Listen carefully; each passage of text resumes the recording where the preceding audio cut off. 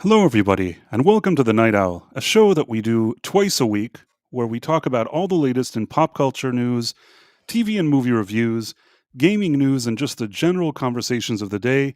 For those who don't know me, I'm Price of Reason, and with me, as always, is my co host, Professor R2. How's it going, Professor? Oh, I'm doing all right. Been a busy week, but going well.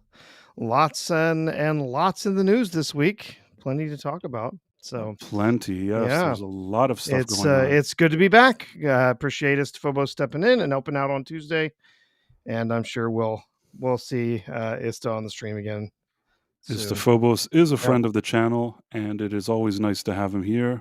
And it surely won't be the last time people see him here. He's a good guy, and yeah, it was really nice of him to step in. Definitely appreciated that. And I'm trying to think now. I hope I can log in here. Yeah, I was able to log in. I had a bit of adventures on Twitter. If anybody's trying to reach me on Twitter these days, you may have a bit of a challenge. But yeah, there was a lot of interesting stuff going on today. Obviously, the elephant in the room. There's the whole war with Israel and Iran, and there was a strange development today. Where Trump basically said that he was going to take 2 weeks to decide what he wants to do. Did you see that?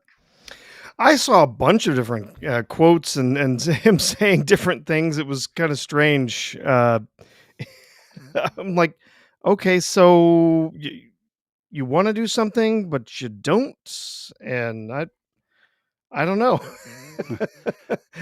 It is. Like it says in the title for the stream, maybe being a little indecisive. I don't know. It's interesting. Yeah, that some of the different things that have come out, some of the different things they've had to say this week, not just Trump himself, but others, and various members of the both of the administration and people who are, representatives, senators, so on, and their opinions on this.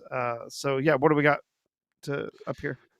So this is Caroline. Leave it. Let's see. I think she's talking about the 2 weeks. Now, regarding the ongoing situation in Iran, I know there has been a lot of speculation amongst all of you in the media regarding the president's decision making and whether or not the United States will be directly involved. In light of that news, I have a message directly from the president, and I quote, "Based on the fact that there's a substantial chance of negotiations that may or may not take place with Iran in the near future, I will make my decision whether or not to go within the next 2 weeks." That's a quote directly from the president for all of you today. So we'll kick it off for questions here in our new immediacy. We have Eli Lake from the Free Press. Eli, go ahead. So this is just my opinion, and again, people can only share whatever opinions they have, and I can only share the opinion that I have. I think that in my mind, I thought to myself, Trump has a few different options. One, he can decide if he wants to, join in some capacity and help Israel get rid of the nuclear facility that they have their eyes on. That Sure. that was an option. Certainly, the U.S. have the type of planes and bombs to be able to complete that job. He could have done that if he wanted. There's another option. He could have said, you know what, I don't want to do this. I want to actually, I'm really interested in doing a deal here. I'm meeting with the Iranians. I'm doing that. I guess that was another option. For me, what I prefer is, and this is just my personal preference, is I think that it's good when a person looks decisive. And him kind of saying, hey, you know what, let's see what happens over the next 2 weeks, just doesn't give off a very decisive vibe. Now, it could be that there's things going on behind the scenes that I'm not aware of, and maybe there's a bigger picture here, things going on, and maybe there is a plan. I only am saying this is that I'm kind of hopeful that this isn't just well, let's just wait a few weeks, because I Yeah. think that the situation seems kind of serious, and waiting around for a few weeks seems odd. I am very, very hopeful that there's more than meets the eye to this, personally. Yeah, we do know there's been already been reports that Iran has been holding direct talks with the U.S. So we know that that's going on, right? We know that there's something happening there. That we know that there's talks ongoing, And we also know something else, and I think something else is very important, and that is that Trump has been extremely consistent on one particular point, and that is that he believes and has said in his previous administration and earlier in this administration, Iran cannot be allowed to be a nuclear state, to have a nuclear weapon. Whatever that means, they cannot be allowed to have a nuclear weapon, and on that, I certainly agree with him. This is frankly, it's a state that has sponsored numerous attacks on U.S. interests, not just in in the Middle East, but in other places around the world. They've funded tons of other Proxies and stuff. but Yeah. yeah, proxies, terrorism, all sorts of different stuff. It's if you really look at the money and the support and everything that's come, uh, most of the chaos in the Middle East comes from Iran funding and supplying uh, munitions and weapons and stuff to different groups. It's quite astounding, honestly. But Trump has been very, very clear. They cannot be allowed to have nuclear weapons, develop nuclear weapons. And so I think what he's really would like is for the talks that we are having. They've admitted, both Iran and the U.S. have said, yep, as this conflict is ongoing over there, we are talking, we are discussing with them what this is going to look like. Uh, are you going to give up on your aspirations of being a state that has a nuclear weapon? Are you going to give up on your development program?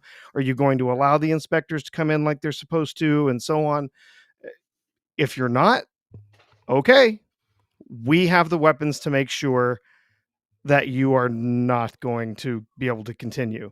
So which way do you want it? Right?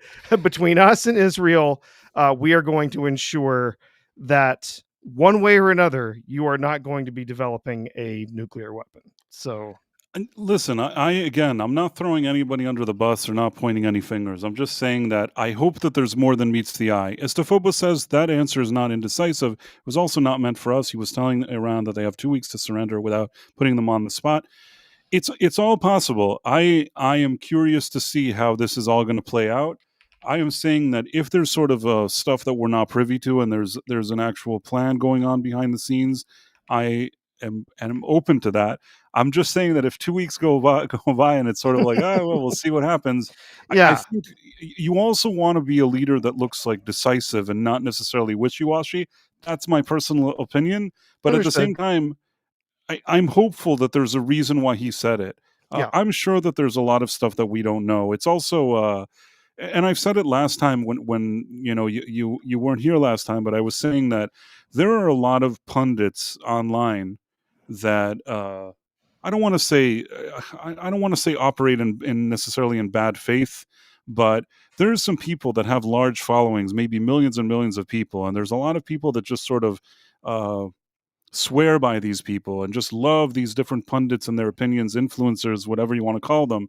But a lot of these influencers and influential figures, sometimes they're being paid by this party, sometimes they're being paid by another party. Sometimes maybe they're trying to find where they can farm clicks from and do some kind of rage bait and things like that. And sometimes they want to take some group of people, blame them, maybe take another person, blame that person. I'm really not all about that. I feel like I've grown a bit tired of that. And when this thing happened, I saw some people really kind of, with big followings, behave in a very kind of meltdown type of way that I didn't love personally, and ways that were very over drama and trying to create drama and all this stuff. And I think all of that is unnecessary. I don't necessarily think that a lot of these influencers, again, there could be some people that are doing this in good faith, but I'm saying that also I've noticed that there's some that are in bad faith. And if you're getting paid by a certain group to say this thing and you're getting paid to say that thing, it kind of annoys me, you know? Sure, sure. But I would say at the same time, we do know that Trump is a deal maker, right? Yeah, he's someone who wants to, sit down and work things out, let's make deals. He is also not a war hawk. He is not interested in starting a war. He's not interested. Definitely not going to be putting boots on the ground in Iran. Some people have said, "Oh, we want people over there." It's like no, no, no. Even if we are militarily going to intervene in what is going on and have to, we have enough munitions and various different weapons that we can use that can be dropped onto what Iran is doing. If what we're going for is simply stopping them from being able to produce a nuclear weapon, that's all a problem that can be solved from the air, right? We can go in and we can wipe out factories as Israel is already doing. They're going in and reducing their military capabilities, knocking out various different parts of their military that would be able to intercept their aircraft as they're coming in. They're degrading all of their ability to control the skies over their country, and then they're also going in and they're blowing up. They're destroying all sorts of different facilities that are being used for military purposes. We can go in and we know where these places are. We can go in and we can just completely obliterate their ability to manufacture these weapons. And in fact, we know where their largest enrichment facility is. It's called Right, Fordow. Fordo, yeah, that's And Fordow, of course, is buried in the side of a mountain. But we have weapons that quite literally were designed specifically right, to destroy a target, uh, uh, surprisingly identical to what Fordow is. And people have said, well, it's buried well into this mountain. You don't have to destroy the facility at its deep, wherever it's buried deepest. If you obliterate the ability for them to get in and out of that facility, that's good enough. It will take right. them years to dig their way out of whatever there. If we can target effectively, and we can quite literally, I've seen people in the military talking about some of these weapons that we have, and the is it called the mo no, it's not the mother of all bombs. MOAB, or the mother of all bombs, and then Is it that one? some of There's them an call them MOP. I don't know what the MOP, MOP. yeah, it's massive something penetration, whatever. But yeah, so they can actually target these so much that they literally can land on top of the previous bomb that they dropped. So one bomb can land and cause massive damage, blast its way down, and then another one can land right on top of it and then blast even further down. And so they've got weapons that can very effectively deal with this situation. And here's the thing, Iran knows that. Iran knows that we have these weapons, but they have this aspiration that they are going to build nuclear weapons inside of their country. That's been the aspiration of the leaders that they have there for quite some time, and they're either going to have to give up some of those aspirations, or I think Trump is very serious that he will not allow their development of nuclear weapons to continue. And so he's hoping for a non-military solution. I think he really does want to make a deal, avoid war, avoid, having to, put any part of our military in harm's way, avoid, having to drop any kind of weapons on Iran. But I think if his hand is forced, if Iran is not willing to make a change, then it will happen. But I think he's just giving it time for those talks to happen. I guess Kivo 1961 gave a $5 Rumble rant, and he said, "What do you think about the 3 jumbo jets that left China for Luxembourg, turned their transponders off, and landed in Iran?" I actually read about that. but I don't think anybody knows what has any more information. Uh, I don't know. What do you make of that? I mean, that seemingly seems like China is trying to help Iran, Yeah, but yeah. Well, it could be any number of things. I'll tell you this much: China's not above selling weapons to Iran, and they have. It's entirely possible that what they've sent them is more air defense systems, right? That Iran has purchased, in some way, some kind of additional air defenses from China. It's unlikely that China's providing them with anything that, nuclear weapons, right? I seriously doubt that's the case. But you think they're offering giving them missiles? uh, potentially missiles, like I said, air defense systems, because that's one thing that's been pretty heavily degraded, is a lot of their anti-air missiles and stuff have been pretty heavily degraded by the attacks from Israel, at least from the reports that we've received. And so it's quite possible they're sending them some additional anti-air uh, rockets or whatever it is that they're sending over there. Eh, We don't know, right? Unless we have someone on the ground who is actually able to identify exactly what it was that was shipped, and then can get that information back to us. We might never know exactly what it is that China has provided to them. But yeah, they're not above selling to Iran, and Iran is more than happy to spend some of its oil money on whatever whatever they have to. And they're a pretty consistent partner economically with China anyway. So yeah, it's not surprising. Well, Sean Green was saying before that I'm off my meds or something. I don't really know what he meant, but China is not helping Iran. I don't know. I mean, they must be doing something for them. They wouldn't have sent those planes with empty-handed, I assume. Uh, Iran Unlikely. has missiles. What they don't have are delivery systems at this point, and I think it would be better if they didn't have the delivery system. And I certainly hope that China isn't giving them that, because that probably is not good. Sean Linan says, "Drill, baby, drill." Yeah, don't have an issue with that.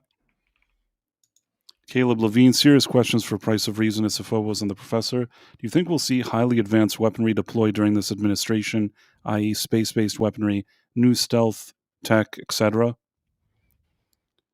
You know what? I'm going to let the Professor answer that one.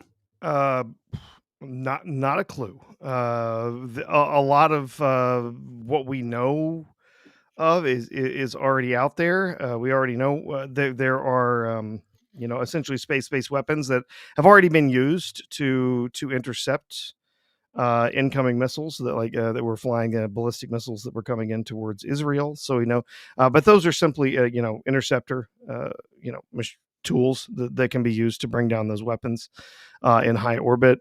But if we're talking about space lasers or anything else like that, no, I don't actually. I don't actually expect that we're going to see anything like that. Most of what people seem to think is possible with space-based weaponry is still science fiction. Uh, we do have, there are new, newer stealth planes and stuff that have seen very limited use up until now. Potentially, we see some of those go into play if America does get pulled into this conflict and have to enter into Irani airspace. But yeah, who knows? Who knows? Well, we have here Mephisto's movie reviews, and he's saying, "Good morning, Price and Professor." For those who don't know, I don't think it's a secret. He's in Israel, so Yeah. Hey, Mephisto. uh, Mephisto, I hope you're staying safe. It looks like there's a lot of stuff going on there, and I hope that you're staying safe. That's all I can say.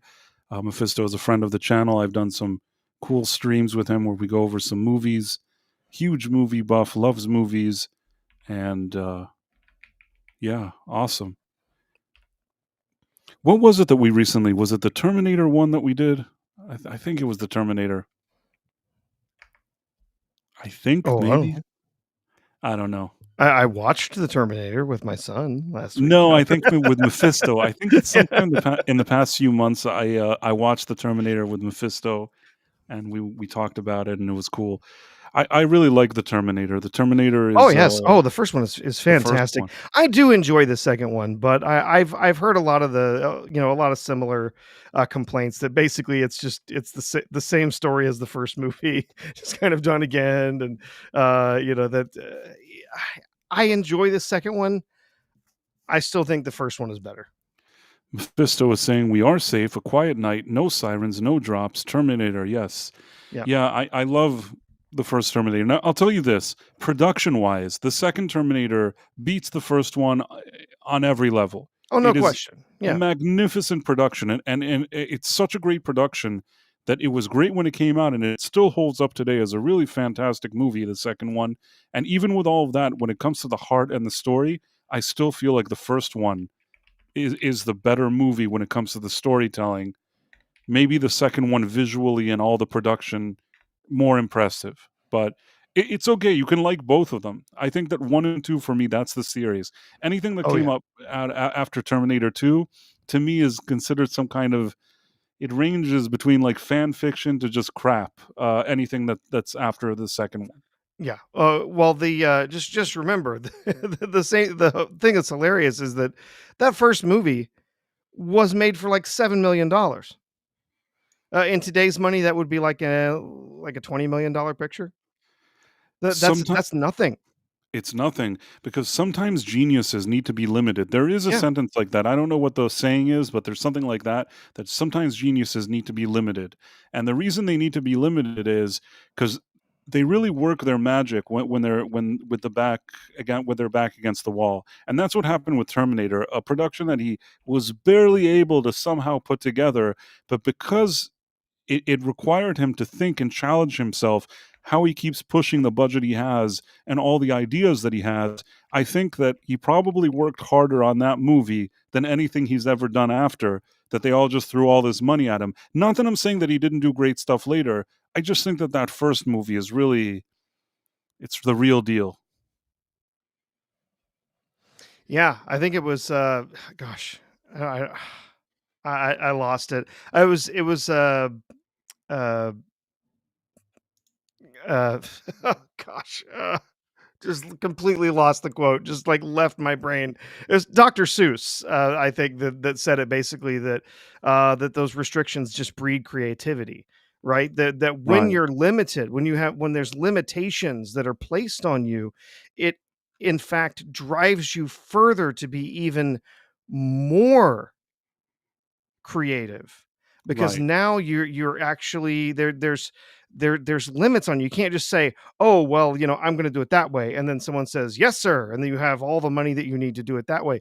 You look at what you want to do, and then you have to really think through, like, actually, like, okay, well, I only have this much money to make this thing happen. How can I actually make that happen within the restrictions and the limitations of what I can do? And so they didn't do a crazy CGI T800 walking around. They what could they do? Well, they could do stop motion animation, and they knew people who were good at stop motion animation, and they thought, oh, we could actually make a really convincing metallic skeleton, I love that and skeleton. then we can do that. We can stop motion animate that, but we can also have another one that can actually move, in real scenes with the characters. And so, like, all of that, all those constraints actually helped drive a much better picture. But yeah, my son actually asked, like, on his birthday, he said, "Hey, can we watch Terminator?" I was like, why, yes, son, yes, we can. That's a great father and son activity. Yes, yes, we can watch Terminator. Do you want to watch Predator when we're done with that? I remember watching it with some friends, and we were rather young, and there's a kind of naughty scene in the movie, and, There is, yes. as kids, I've said this before, that today there's all these ratings and people talk about this and people talk about that. Back in the day, I don't know. You just sometimes you turn on the TV if it was like a cable channel, or maybe you had a VHS, or you got a VHS from some other person that loaned it to you. You put it in there, and whatever happens, happens. There have been also movies that maybe I'd go with my family and there would be something naughty, and just I mean, they didn't know in advance, you know what I mean? Nobody knew what would be in the in the movie. You just sat there and watched it. So sometimes naughty things happen. Yeah. But in any case, I really like Terminator. And Mephisto says a lot of the money was saved because they didn't pay for filming permits. No, they didn't. They did a lot of crazy Yeah. stuff there, but Well, that's the kind of stuff that I like. And I think another good example is if you look at John Carpenter and the first Halloween movie. mhm. That movie was him and his friends with like a shoestring budget, much less than Terminator 1. They barely had any money. And this is just a group of Yeah. friends putting together something that looks cool to them.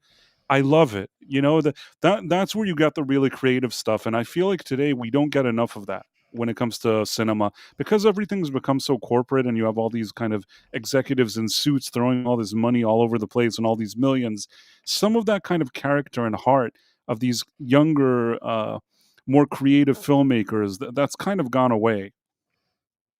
Well, you got to remember that James Cameron and Gale Ann Hurd, that made Terminator, both came from the Roger Corman camp of filmmaking. They both got their Yes. starts with Roger Corman.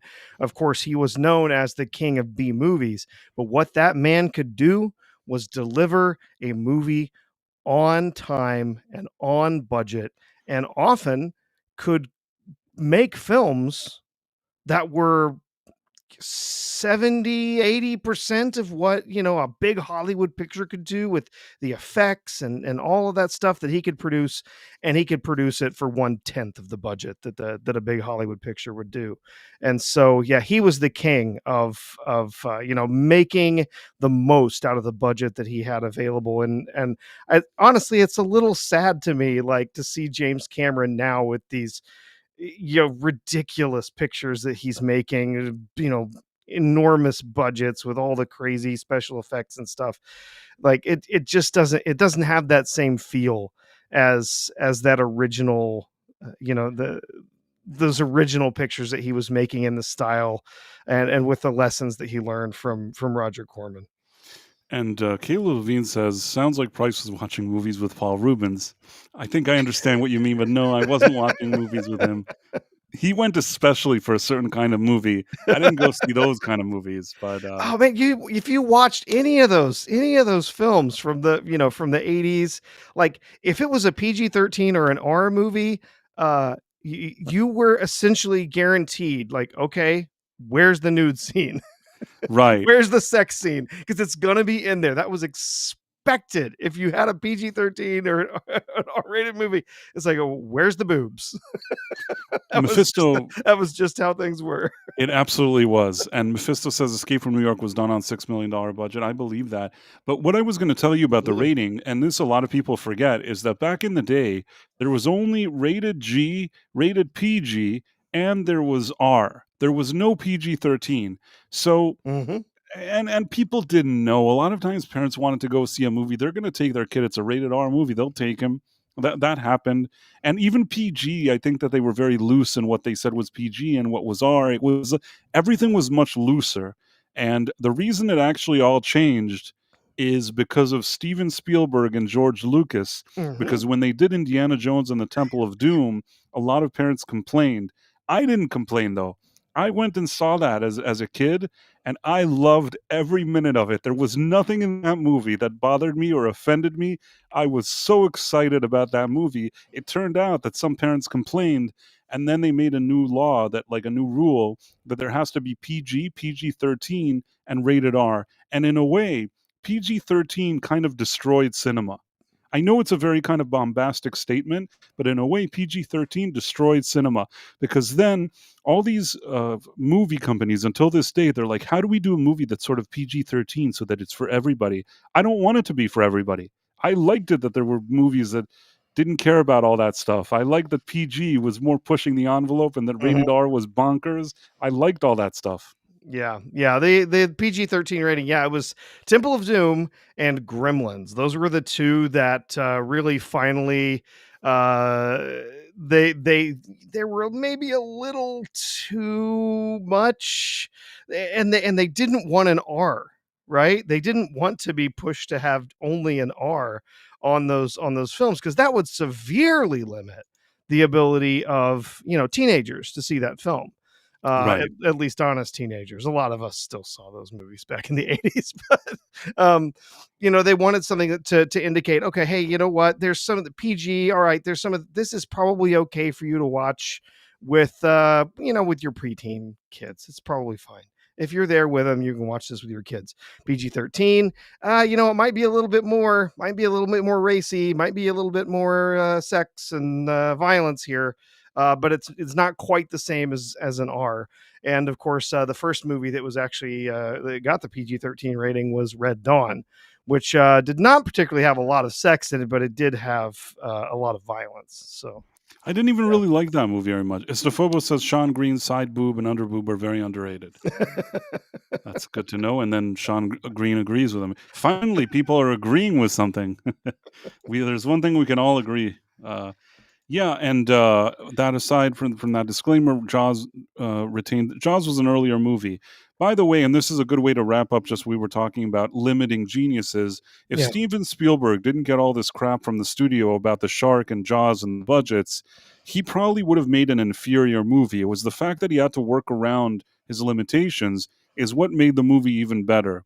And I think that it was a lesson that he needed to learn, and a lesson a lot of these new movie makers, these new filmmakers, they don't learn that lesson, because all these studios are just like, oh, they made an episode of Rick and Morty, why don't we give them $200 million?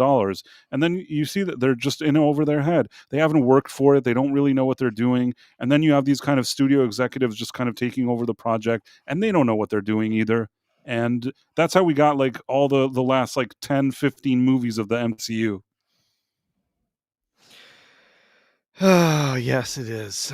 Looks like we received a new monthly supporter over on Rumble. Oh, nice. Yeah, Caleb Levine also supports boobs, yeah. but let me see the supporter that you speak of. Okay, let me. Yes, we have Tziddo, 11754. I hope I said it correctly. Now a monthly supporter, which is awesome. Yeah, appreciate that. I want to try to And highlight I it. don't think I've seen your name around before, so hey, welcome. That is greatly appreciated. Let me Yeah. share this tab so people can see that.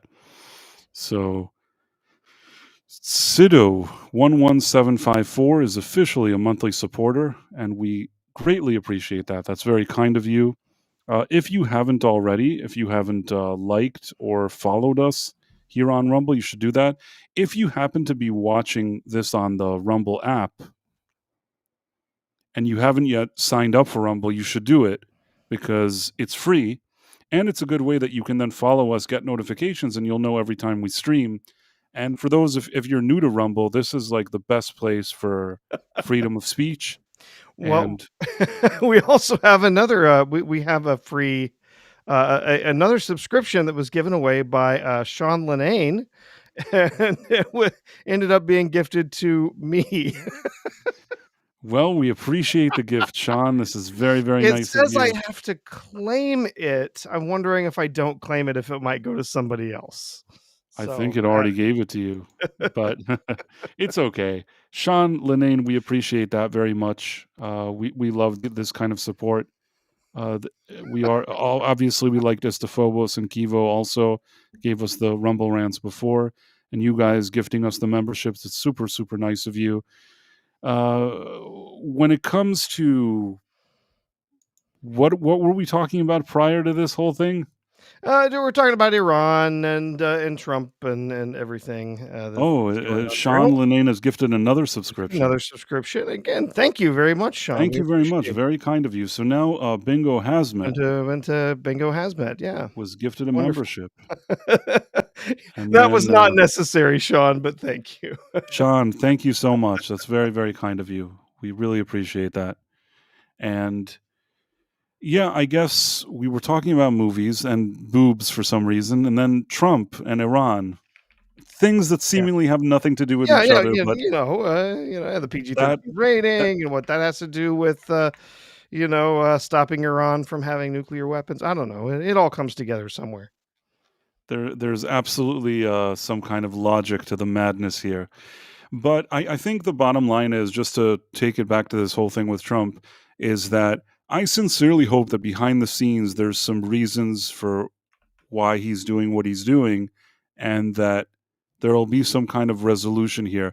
What I don't think is, I don't think this should be a situation that goes on forever. Meaning, I I think that something needs to happen one way or another. If you get what I'm saying.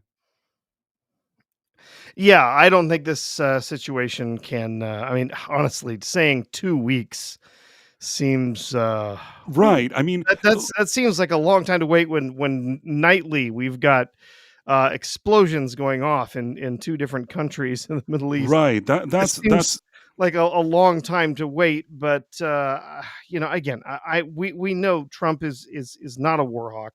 He's not interested in getting into a conflict if it can be avoided, and I think he's trying to give every opportunity for these talks with Iran to work. So Istophobos says that boobs are better than Iran.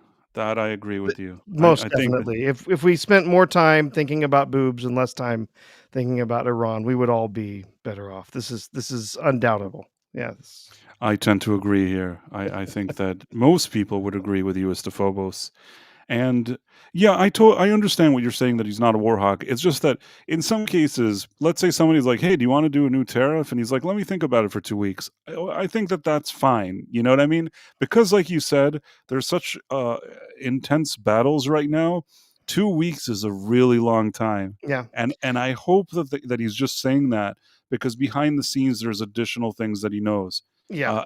I'm And it's hopeful that that's possible the it's case. possible that he's been informed by either Israel or by uh various people within his cabinet or whatever, that Israel's going to have this wrapped up in 2 weeks. Maybe. I mean, who knows, right?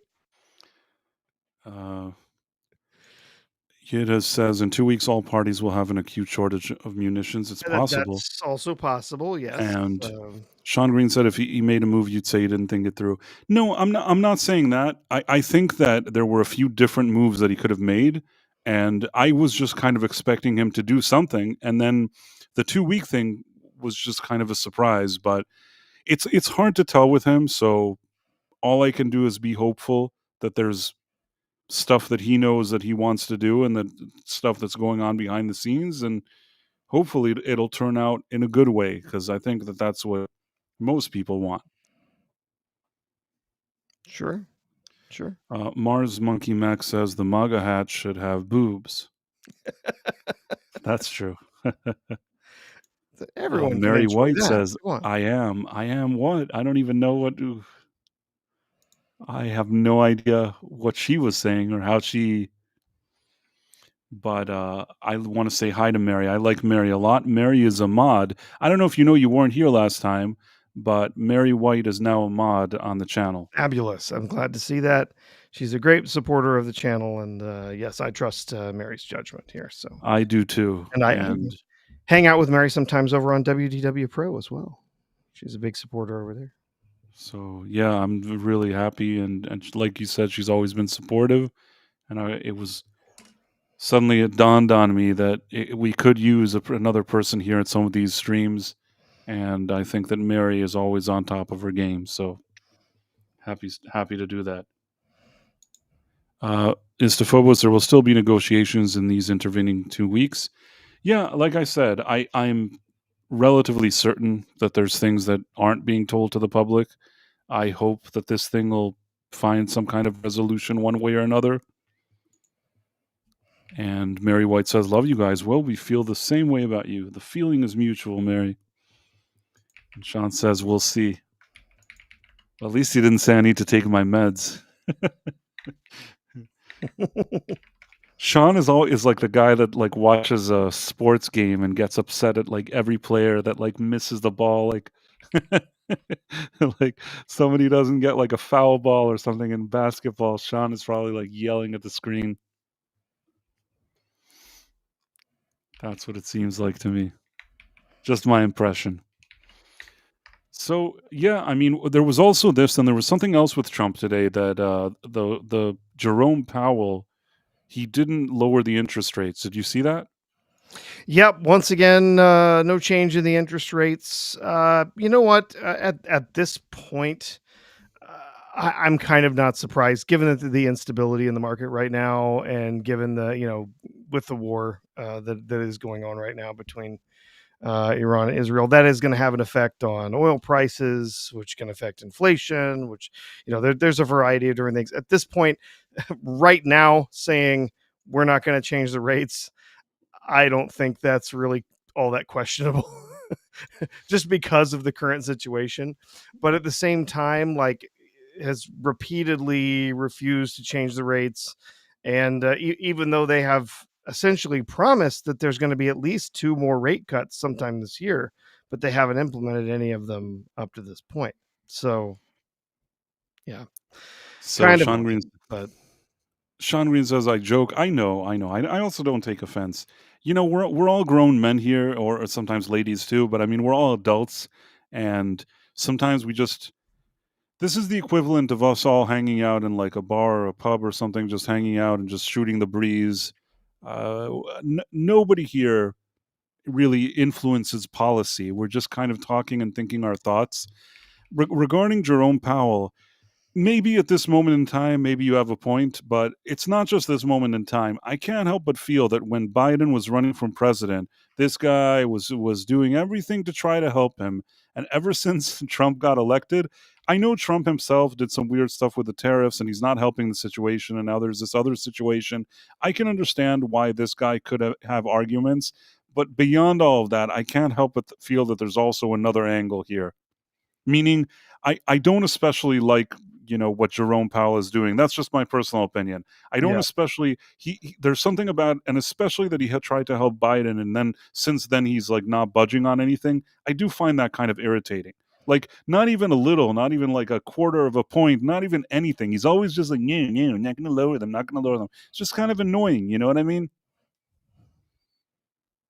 Yeah, absolutely. Yes, I know what you mean. Do you get what I mean? Like, I'm not saying that like if Trump expected him to drop like a ton to do like big cuts and he didn't want to do them, I understand. But he's just not budging. He's just sitting there. Nope, nope, nope. Like from day one, before the tariffs, he said no. After the tariffs, now this, now that. Like no matter what happens, he doesn't want to do anything. Only when he wanted Biden to be elected, he suddenly was helping it.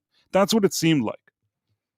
I don't say that lightly. That's just what it seemed Yeah. like. Suddenly he was No, being so generous then. no argument here. It very much seemed like there was some ideological bent there to to push forward those cuts during the election season so Right. that a certain person could benefit from them, right? It's Right. I mean, if you already showed that you have no integrity, then you may as well just continue that route, or you have integrity. But to have integrity only now and before not to have it, that kind of annoys me. You know what I mean? Like as a matter of principle, this guy annoys me. And on this rare like occasion, I actually understand why Trump is annoyed because he probably thinks the exact thing that I just said, only he's Trump. I'm saying it and I'm me. So you and I are just shooting the breeze, on a late night stream. But I think that Trump, knowing that he tried to help Biden and then the second he came along, he's not trying to budge on anything, probably annoys Trump. He can't sleep at night from this thing. But yeah, Elizabeth Quinn says the Fed needs to go. Yeah, I can't really argue. I'm not saying that everything they do is bad, but I just have never really liked this Jerome Powell guy. I never preferred him. And I actually even like the nickname, the Too Late Jerome Powell. It's funny. yeah, but Trump loves his nicknames, right? Loves his nicknames, and it's a good one. You know what I mean? Like some of his nicknames are better than others. This one is a good one. Most of them are good, actually. This one is a good one. Too Late Jerome is a pretty good one. So yeah, what can we do? Mars Monkey Max, I bet Jerome drives an old Volkswagen Bug. He's probably driving like a Lamborghini. He doesn't drive anything. He's driven around. in a private car. I'm quite sure. You're probably right. Istafo says, boobs is bigger than a douche that's bigger than Jerome Powell. I would say that's pretty accurate.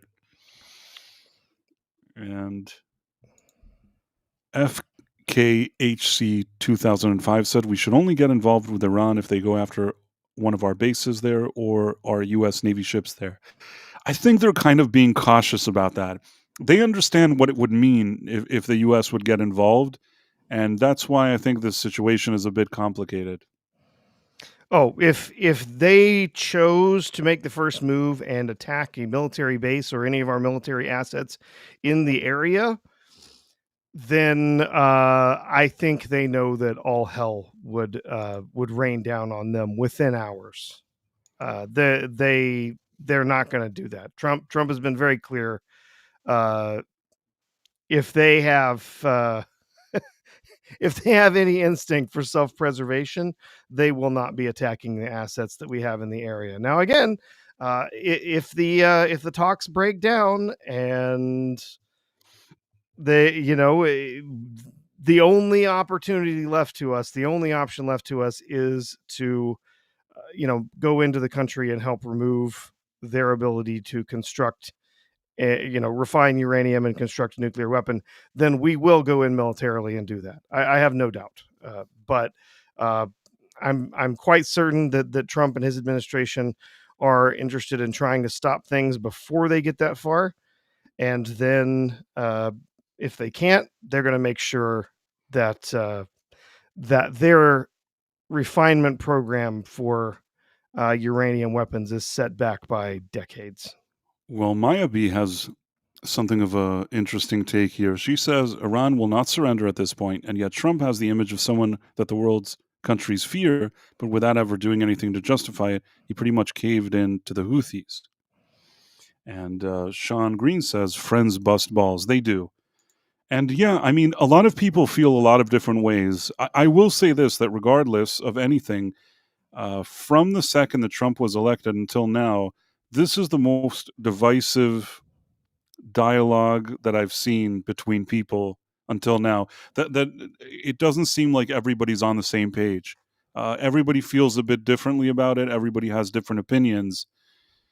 I try to look at things from different angles. I said this last time I was on the stream here, that I can understand why some people would say, you know what, they can't have that weapon, and no matter what, something has to be done, even if the U.S. has to get involved to do that. I can understand that.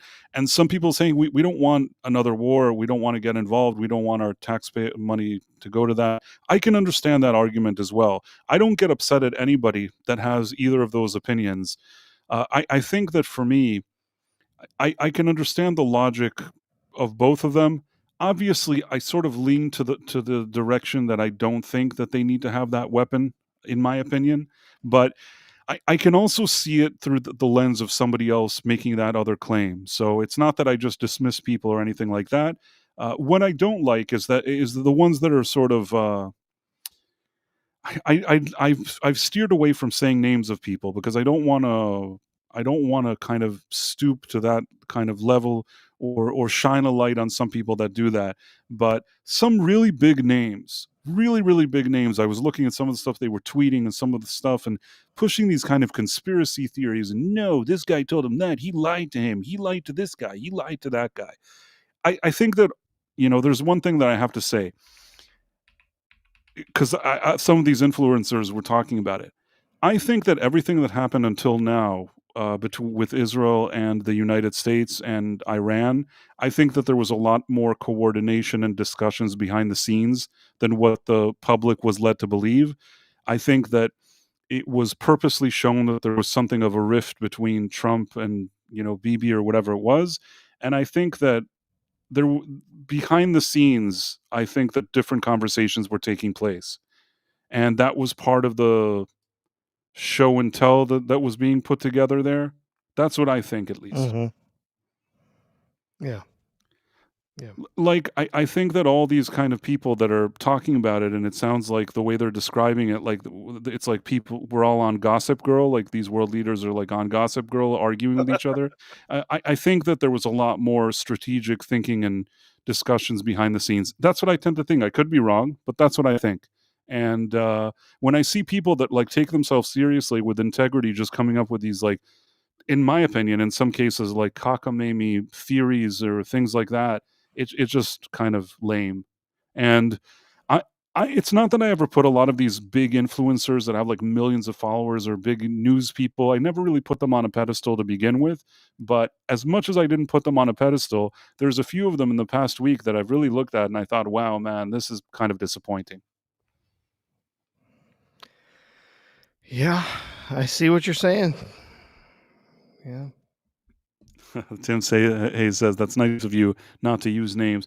Yeah, I mean, I think that a lot of people probably know some of the names that I'm thinking of, but it's not my business to tell other people what to do with their business. It's just that I'm a bit wary of the fact that you have like somebody that has millions and millions and millions of followers, and then it turns out that that person sort of is on the take and is sort of saying that because he needs to be on the take or things like that. Yeah, that can happen a lot in a lot of different directions. Maybe sometimes when you're kind of a big player and there's a lot of money floating around, maybe it's inevitable. But I think that it's important for people to sometimes look at a lot of these other people and take some of what they're saying with a grain of salt, if you know what I'm trying to say. Mhm. Take it with a grain of salt. I guess so. Yes. Ugh. Anyhow, Someone said Nick Fuentes is watching us. well, Yeah. No. no, I don't think he is, No. and I'm okay with that. That Yeah. he probably has other things that he watches, and that's fine.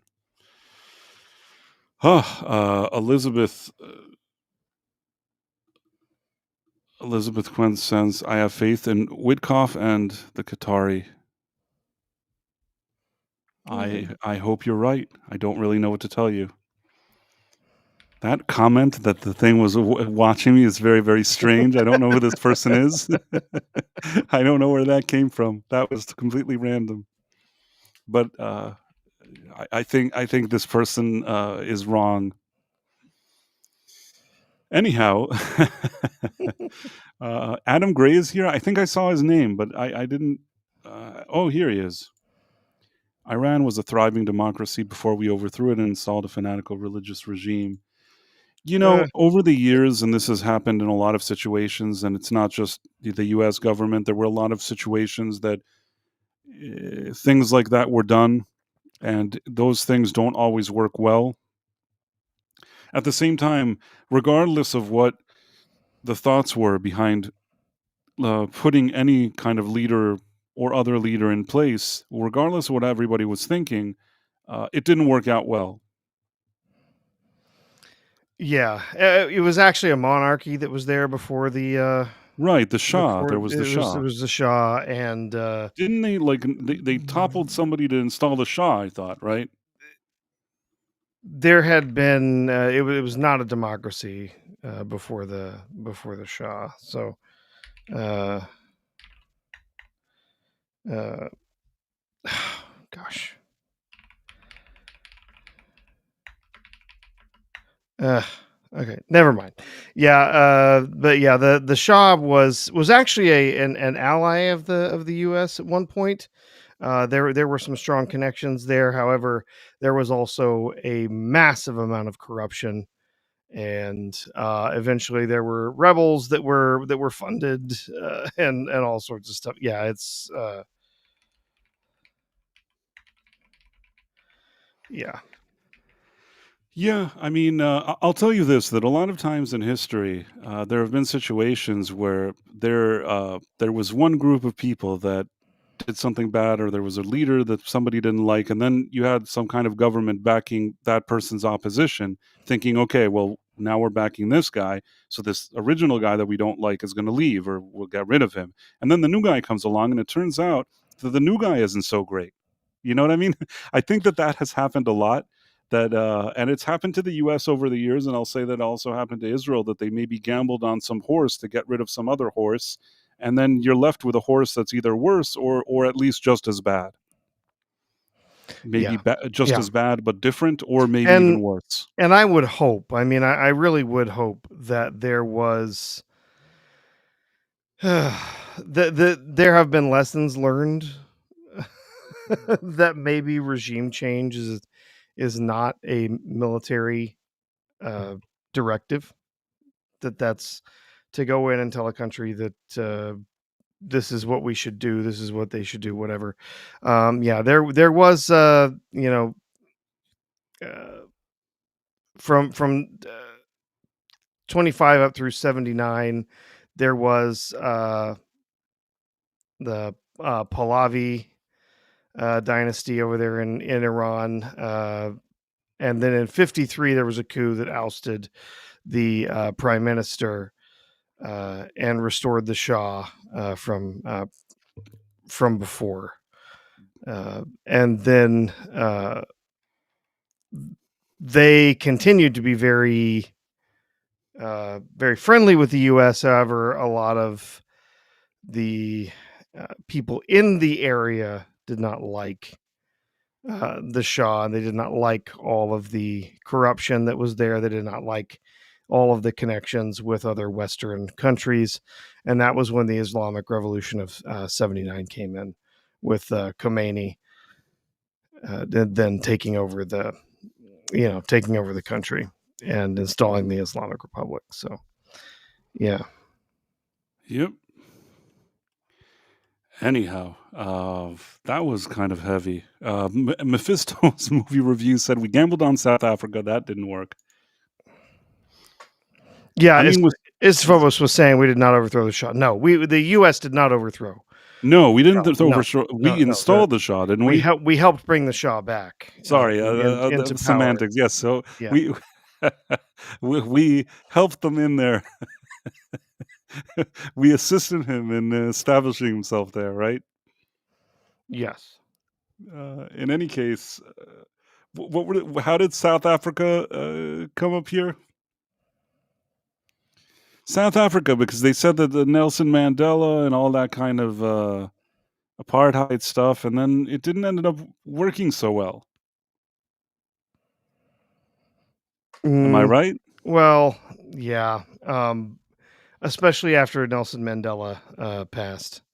There's a lot of racial resentment in South Africa among various different populations. You've probably seen some of the videos and some of the stuff that's been talked about.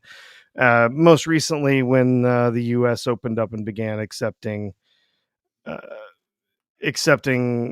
refugees from South Africa, specifically the white farmers, the mostly Dutch heritage white people who live there, the Boer, allowing them to come to the United States because of their the status that they have over there, where many of them are being attacked and killed regularly by certain more radical factions of the people there in the country. The country is mostly black, but there are a lot of white people there who still maintain farmland. Very, very difficult farmland to grow on. But anyway, the state has in recent years continues there to move to a point of we're just going to seize land from people, and then there's just a lot of resentment going back many years. And so they've allowed some white South Africans to come to the U.S. As refugees, and then it's since Nelson Mandela passed, he was very much one who was looking for a reconciliation, and the newer people there are much more radical, and they're not looking for reconciliation. They just want to take what they want, and so it's a situation that's devolved there considerably, unfortunately. I see. Well, we're not going to solve all these problems. No, no, no. It's not going to solve all those. Istophobos says Libya, Lebanon, Iraq, Syria. These are just some of the U.S.'s successful regime changes. I mean, initially, I think Yes. they kind of backed Iraq. I think that, what didn't they want Saddam to help them get rid of Khomeini or something like that? Oh, there's been all sorts of different things that change from year to year, depending Right. on which administration's there and who's running the CIA and whatnot. But yeah, there's they want to, they go in because they want to try and manipulate various different governments to assist them with other more troublesome governments, and then you had uh, you know different leaders that came in that they uh, they would support essentially because they were the better of two terrible options. But then we also get the distinction of, oh look, we gave all sorts of money to this guy and he's awful. Uh, Like, wasn't the Taliban? Didn't the U.S. used to kind of support the Taliban or something? But then the Taliban wasn't good. ooh, What was it? They're the the Mujahideen. Mujahideen, Didn't yeah, they support them? And then it wasn't good. That's why if you watch the movie Rambo 3, Rambo is working, I think, with. I could be wrong on this. I haven't watched this in years. I thought that Rambo was working with the Taliban or something, and they're presented as the good guys. yeah, I know this doesn't sound logical, but because of the times and how like the geopolitical stuff was happening, it seemed to make sense that Rambo was teaming up with what appears to be the Taliban. I don't know. I could be wrong. yeah. During the Soviet Afghan war, we were putting a significant amount of money behind the Mujahideen. Yes, um, it was a proxy thing, right? During the Cold War, fighting against the Soviets, and so yes, there was a considerable amount of funding and other stuff that went towards the Mujahideen in helping to repel Russia in that conflict. I The don't know all U.S. the specifics of it, but yeah, Mephisto says the U.S. supported the Mujahideen yeah. against I and U.S. I assault. I do believe. Rambo is Uh, working with the Talina. I don't know. I thought he was working with the Taliban, but I so haven't watched that movie in no, many years. no, no. It was before the Taliban, but But it's the same direction, you know what I yeah, mean? yeah, yeah. No, so yeah, there was, I think it was Rambo 3, Rambo right? 3, Rambo is best So buds with them. there was originally a credit. The original 1988 release of Rambo featured a dedication to the gallant people of Afghanistan. There it is a myth that originally it said the brave Mujahideen fighters of Afghanistan. That was never No, actually that was a myth, the but in case. any case, I will But still argue that the people that would later become enemies in that movie, they were his friends, yeah, which just shows you how easily like a movie can present them one way or another.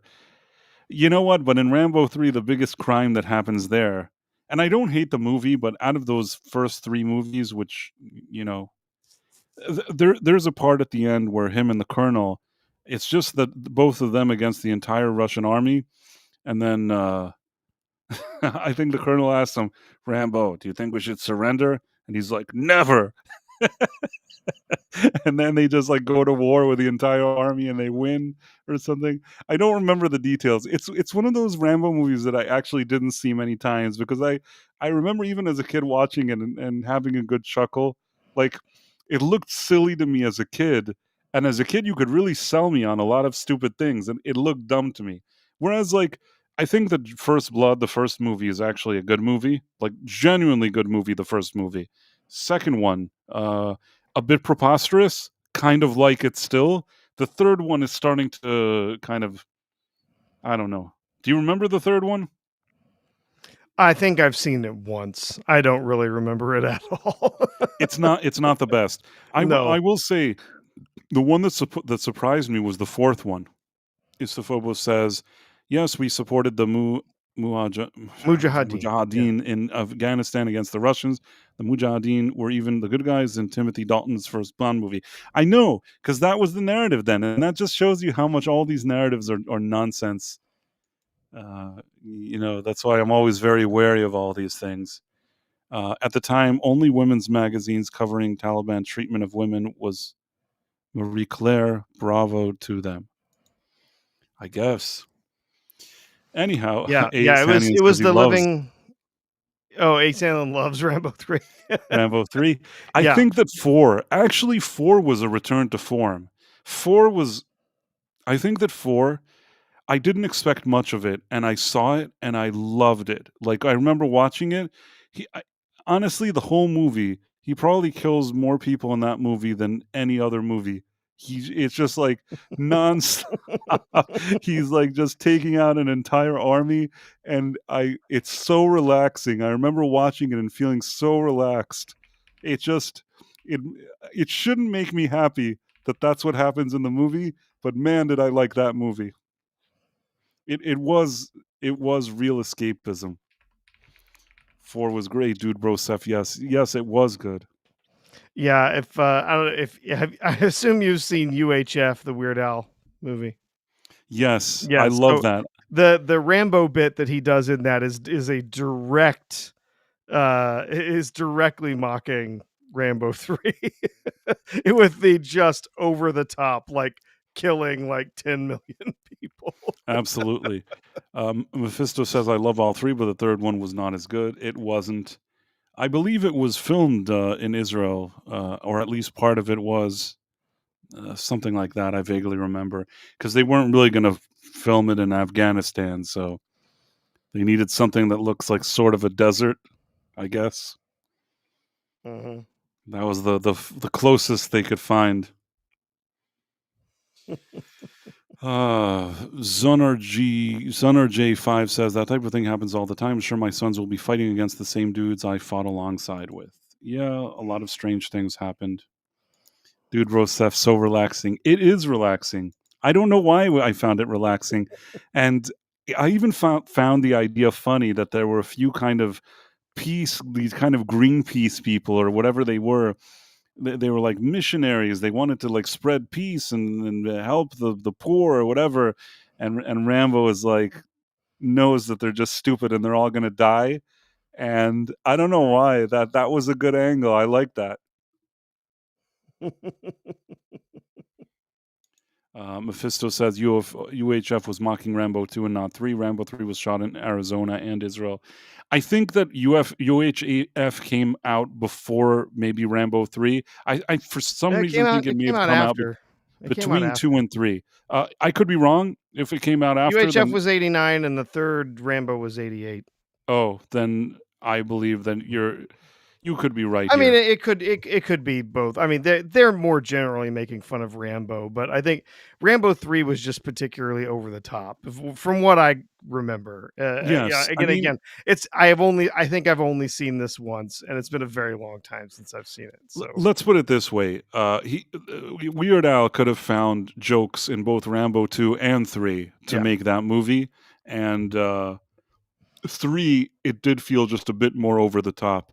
You know when I laughed in 3, and I remember this as a kid. There's a part that like somebody shoots Rambo in the stomach, and then he goes and he like takes an arrow that has like some kind of you know yeah, it has an explosive on it. Yeah, explosive, right? And he lights the arrow and he sticks it in his stomach, and then it like explodes in his stomach and it seals the hole from the bullet. And he goes like ah, and then like his stomach is all great, and just the next scene he's kicking ass like nothing happened. The thing with him like lighting his stomach on fire, I'm like, come on, like that's enough. As a kid. For me, that was where I drew the line. I said, okay, I can believe a lot of stuff that's going on here. I'm a kid, but him lighting his stomach on fire with that, like, you know what I'm with that ammunition inside his stomach, it was too much for me. It just, yeah. and then he just walks around like nothing happened. Couldn't get over that. Yeah, I remember the explosive arrows, and that was part of that was a thing in UHF. UHF, yes. He fires the explosive arrows, so that's what was making me think because I don't remember explosive arrows in Rambo Yes, 2. I would have to watch those 2 movies now, but you're right. If you're talking about the explosive arrows, that's the one that he puts in his stomach. At the same time, some of those He scenes that he's blows up a just helicopter with an explosive arrow too. it's possible. You know what? That is something that I think we should investigate one day. If, UHF was influenced by Rambo 2, 3, or both. Uh, he's handling yeah, it's badass. It's badass that he lights his stomach on fire, maybe, who knows? I guess Dudborov says 3 pander to the Pentagon in support for the Mujahideen. Yeah, I understand that. It's That was really common at the time. Istifos mentioned the Living Daylights, right, where Dalton and the woman they escape from a Russian, Soviet prison, and they're assisted by the Mujahideen, and yeah, they're assisted at the time. They were essentially treated as they were freedom fighters who were helping to fight against the menace of the Soviet Union. And so, the enemy of my enemy is my friend, kind of a thing. And so, yeah, that's how they typically were portrayed at the time. Yes, was as allies of the U.S. fighting back against the evil of the Soviet regime. Yes, so that was how those were presented in those films at the time. well, I just wanted to play this little clip. Let's see what it is because we were talking.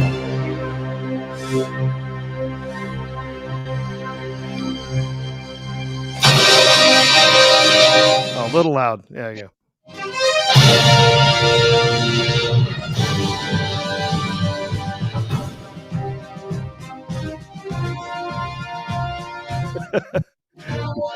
By the way, that suit that he's wearing was essentially a wetsuit with all of that stuff attached to the outside. So he was absolutely sweating. Like he would take that off and just water would pour out of it.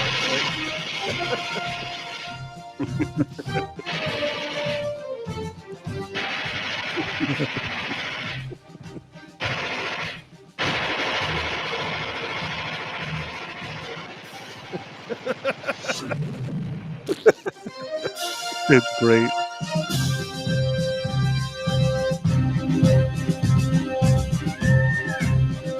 So I watched the commentary with this with my son not too long ago, and apparently that scene right there they got in a bunch of trouble because that dummy that they blew up was wearing an actual like a real uniform that had been in costuming. It wasn't a fake. It was actually a real uniform, and they got in trouble for destroying it.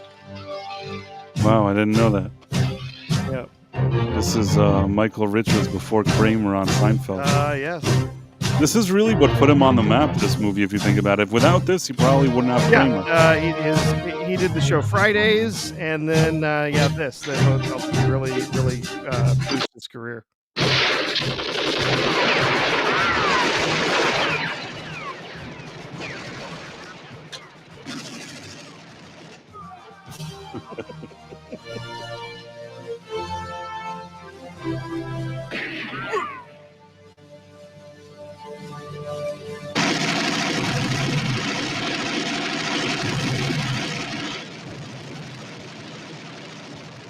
That movie, I mean, kind of is like Rambo.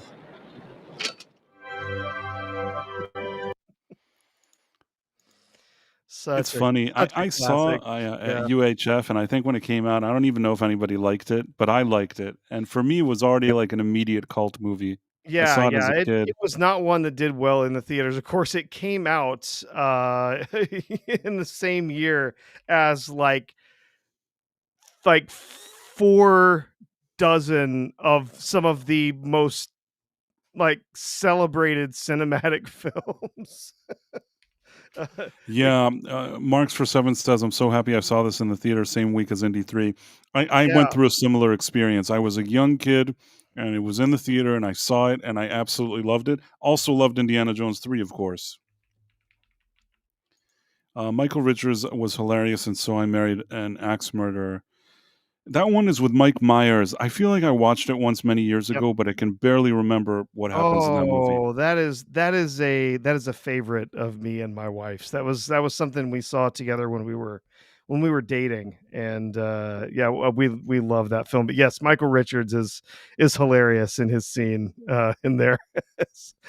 Look at the insensitive man. That's what they're paying you for. It's I very good. don't remember enough of it. I Yeah. have to kind of see, I have to revisit that one. Mike Myers not on 11, right? Like he's just kind of he's acting and he's having fun with the role. It's the first time that he got to do two different roles in a film. He played his father with the Scottish accent. But yeah, it's a really enjoyable film. We still watch that one probably once a year at least, just for the memories. Elizabeth Quinn says she wrote a paper in college that the Mujahideen would turn on the USA. Only got a C plus. After 9/11, she found it. Thought about sending it to the stupid professor demanding an A plus. Just burned it instead. You know what? I had a situation like that in college as well. In something that was like a political science class that I also feel like I gave pretty decent analysis to something. And there was a professor that just kind of lowered the points on my grade because he just didn't agree with me. And I thought to myself, that's kind of strange because why? He's not saying anything to back up what he's saying. He's just saying, I'm the professor and I have a different opinion, so you'll get a lower grade. Mhm. And that's kind of annoying. And that feels like what happened to you, Elizabeth. I felt that, and it is super, super annoying. Especially when it comes to like something like political science. If you have your own theory and your own kind of uh, explanation for certain things that happen or what's happening, I think that it's fair enough. I don't think you should be losing points if the professor doesn't agree with you. There was once, let's say, I remember one time that I lost points on something. I remember it very vividly. I basically said that in Chinese culture, part of their culture is that they don't tell each other the truth. That basically the way they view lying is different than what is viewed in the US, that it's a different culture. And I explained that in some paper that I wrote, and the professor gave it back to me, and there was like an X scribbled on that. And it's like, why did you scribble that? I told the truth. That is 100% true. It's not a matter of me like being a douche or something. It's in that culture, telling the truth or not telling the truth is not the same thing as something else. There's all these saving faces and all these different things that they do, and sometimes they actually don't like something, but they'll say they like it. There's a lot of customs, culture, and things like that are different. And there's no point. I don't care about how the professor felt. I was saying something that was true, and he was just trying to be, for lack of a better word, he was being woke before woke was a thing, if you understand what I'm saying. Hmm. Yeah. Did you know since since So I Married an Axe Murderer came up, did you know there was a sequel I didn't know. or a Who was in the spin sequel? a spin-off, I suppose would be more accurate. In 2022, in 2022, Mike Myers made a limited series on Netflix called The Pentaveret, which is Ah, based entirely off a joke from that movie. From So I Married an Axe Murderer. His dad is like a conspiracy theorist, and he's the five wealthiest families in the world, known as the Pentaveret. And he goes on to talk about this.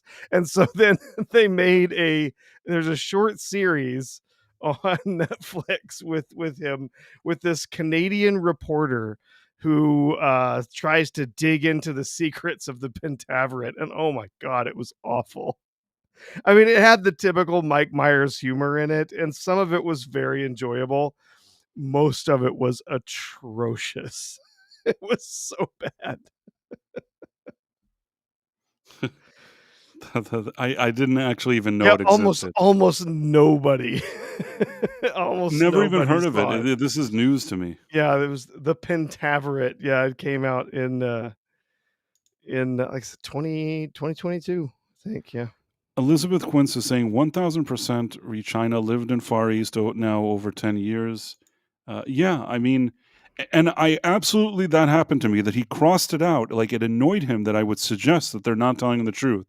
Because the way he saw it, as I'm saying that, like, all Chinese people are liars. And I was trying to say that within their culture, they're just lying is a different thing than the US culture. And it annoys me, just like Elizabeth Quince felt annoyed. And annoys me until today that he crossed out what I was saying. But that happens. I also once, I think, upset some professor because I could have worded it differently. But I said something along the lines that many times Russians are lazy. Are you with me, Professor? Hmm. I wrote this. I think I wrote this in a paper. I wrote that Russians are lazy, but my reasoning is that because of communism, it didn't. Capitalism, you're competitive. You want to keep working. You want to be better than the next guy. But when it's communism and you're kind of being told what to do, and you're being controlled in that way, and you're not being encouraged to kind of outdo yourself or be better or kind of think outside the box, then it comes off that you're less ambitious. Do you get what I'm trying to say? Sure. Yeah. That communism encourages sometimes less ambition, whereas capitalism actually encourages ambition. So maybe the way I worded it with the lazy Russians, I probably could have chosen my words in a better way in that paper. But again, I stand by what I wrote. Even after all those years, I stand by what I wrote. Yeah. Maybe I should. Communism Yeah, discourages ambition. exactly. The only thing it encourages is you being subservient to the party, right? I'm not suggesting that like all Russians are lazy. I was just saying that the general vibe is because of communism, the Russians are lazy. If I was a professor, I'd be really impressed with me. I should have been embraced for my really nuanced and interesting opinions. I embrace you for those things, Price. I probably get an F if I gave it to you. You know what? I'm lucky. Generally, the stuff that I have to review and things I have to give grades for are pretty cut and dry. There's not a lot of opinion or different philosophical things that go into the types of stuff that I have to grade. So I understand. Anyhow, what else were we going to talk about? There was Disney. Did you see that there's some kind of lawsuit?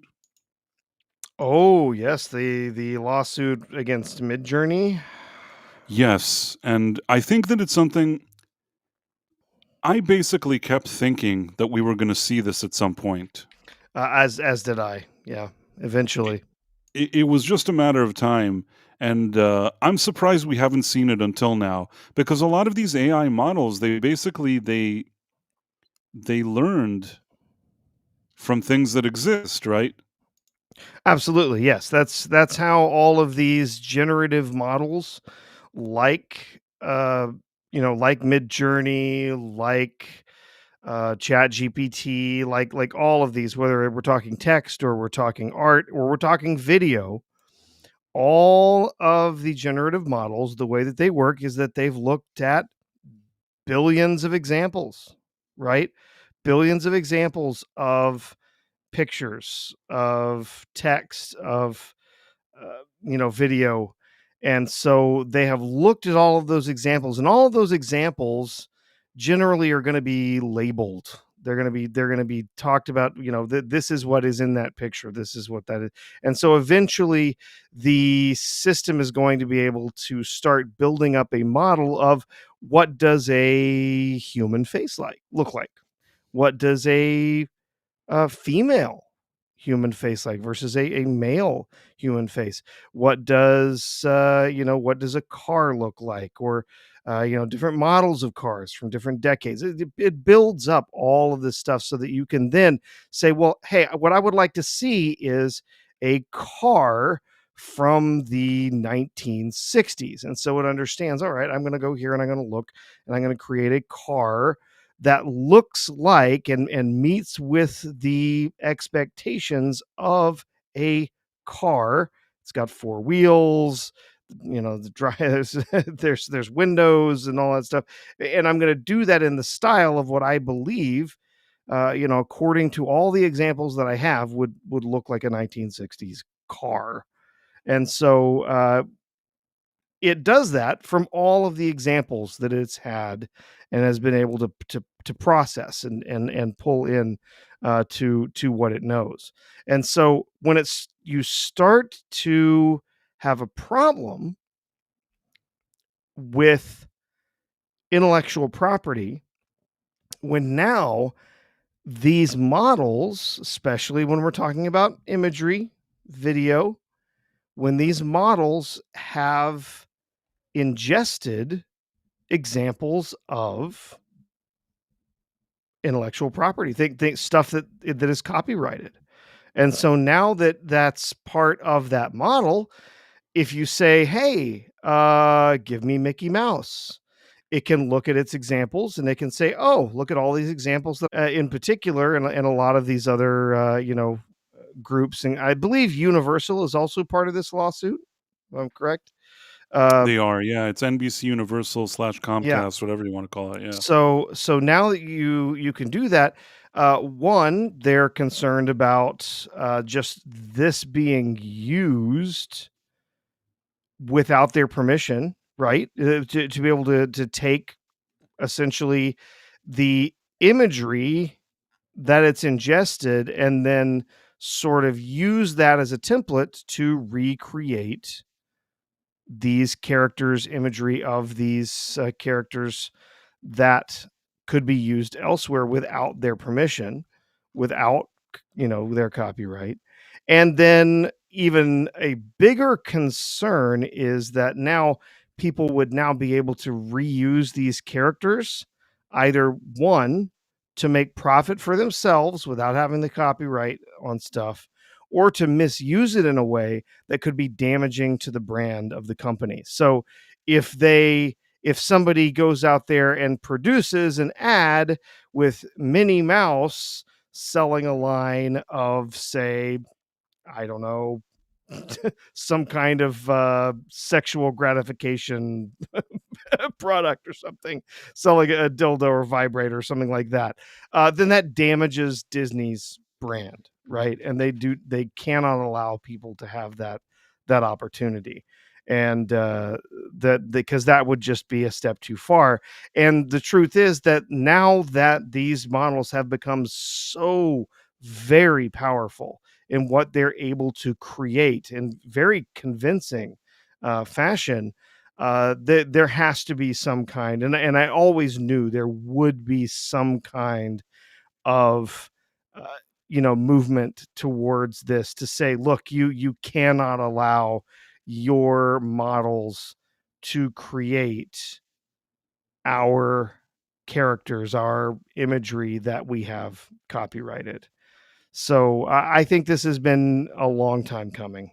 And some of these different models, have already addressed this to some extent. If you go in and try to tell it, recreate this to, make that whatever, it's going to say, I can't do that. Either it's copyrighted materials or, I'm not going to allow that character to be used in that fashion. Right. And as Adam points out, nobody damages Disney's brand faster than Disney. That is absolutely true. But Yeah. Mr. Phobos, he gave a $1 Rumble rant. So I just want to say this. I lived in the PRC for over 3 years. I can say with certainty and sincerity that saving face is more highly valued than the truth. That's what your professor did by giving you a bad grade, saving face. Yeah, I mean, I think he was just very politically correct. Even as a young man, I thought to myself, "Man, this guy is just." It's funny because the word woke didn't exist, but I think that politically correct at the time was like a precursor to woke. And when it comes to Disney, I think that what happened is that now that you have these kind of AI that do videos, I think that this is where some of these studios became a little more stressed about it. I'm sure they didn't like what was going on, but once they kind of see the idea that somebody could just say, "Hey, make me a movie with Mickey Mouse or with Darth Vader or with Homer Simpson," like we're seeing in these examples, which are images. But once you could do that with video, that is already a concern. Yeah. Like the idea that somebody would take Disney's IPs and start making video, that would worry them, and rightfully so, because between you and me, we know that we could do better than they can. Yeah. Well, and I mean, imagine. I mean, seriously, it could be fairly difficult to create a very convincing Star Wars movie with Darth Vader and whatever. It might be very difficult to do that with the models that we have. And remember that just because these models right now belong to Google or belong to ChatGPT or whatever, this stuff is not a secret, right?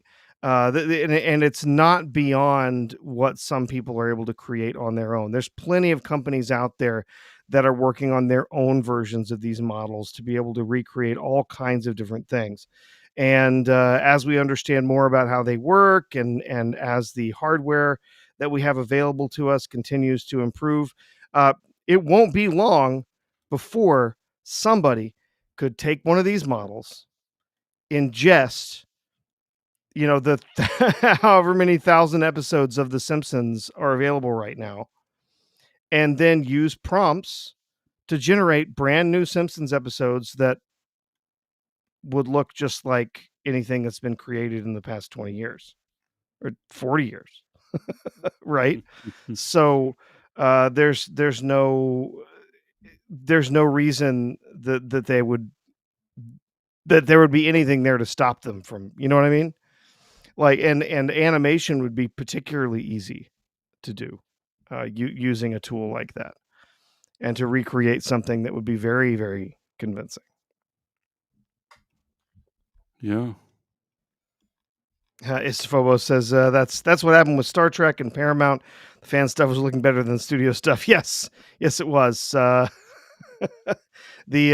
Axanar short film was kind of a breaking point for people uh, creating their own fan films, because it was incredibly well done. uh, Stephen and Mack says, "Could AI make The Simpsons funny again?" You know what? I think if it's suddenly easy to make all these things in video and things like that, there sky's the limit.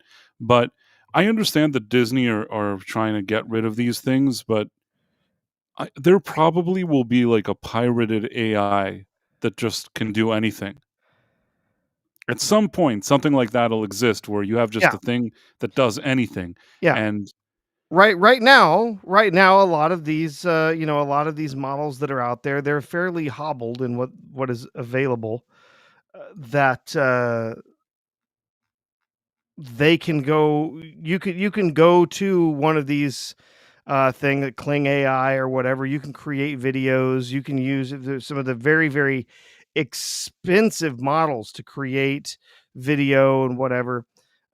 But a lot of those are going to be hobbled, because there's going to be a lot of stuff that's happening on the side of the corporation that's building that. For instance, if you were using what is Google's Veo 3, if you were using Google's model to try and create something, it would absolutely stop you from creating naked characters, creating sex scenes or anything like that. It would stop you from using the faces of actors and actresses that are known in the industry. It will not take long for that to be available to people who will take off those limitations, right? that kind of technology, that those kinds of generative AIs will get into the hands of people who will happily remove all those constraints and Right, it'll be start making publishing pornographic films on everything.